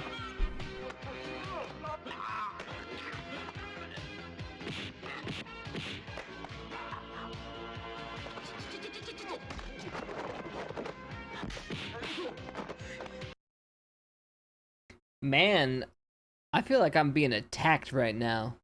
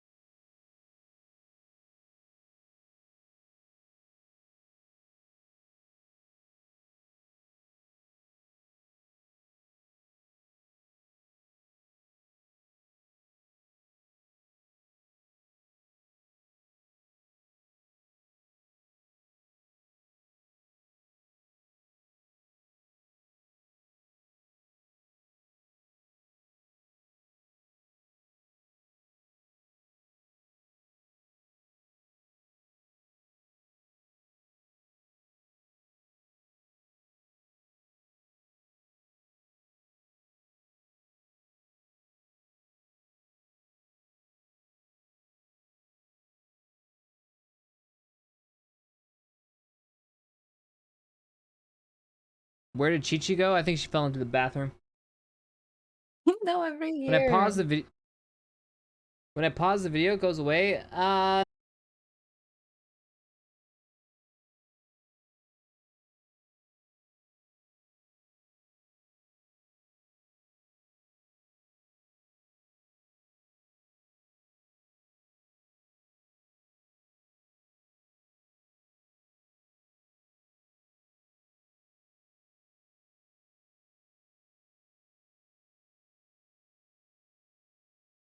which is way too high because I don't even have bandwidth set that high, and then it solidifies back to 4,000. Now we're back to green. Perfect. All right, here we go. Really good.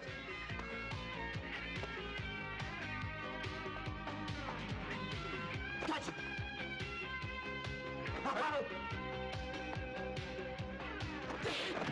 I should train more. I'm getting soft.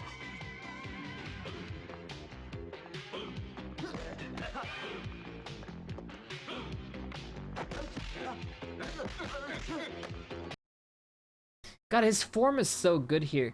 Like, you know what I like about his older stuff? I feel like he's actually fighting, where he is now, like, in his older stuff, he became an actor. We can't see. And so, well, yeah, no, because I switched it back to my full screen. Oh. I'm talking. Yeah, so when he was younger, he was fighting. And he was expressive while fighting. But then as he got older, he started acting so he was acting with a side of kung fu. And then he had, you know, kung fu with a side of acting. So it was different mains took over.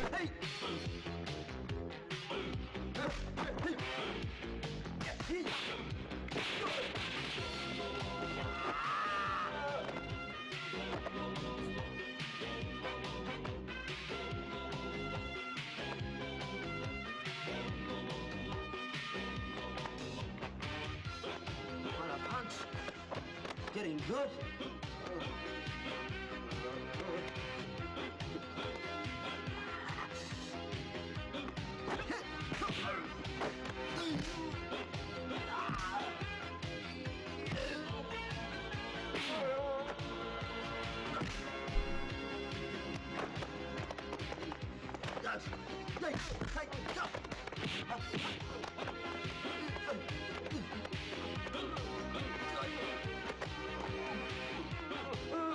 Damn it!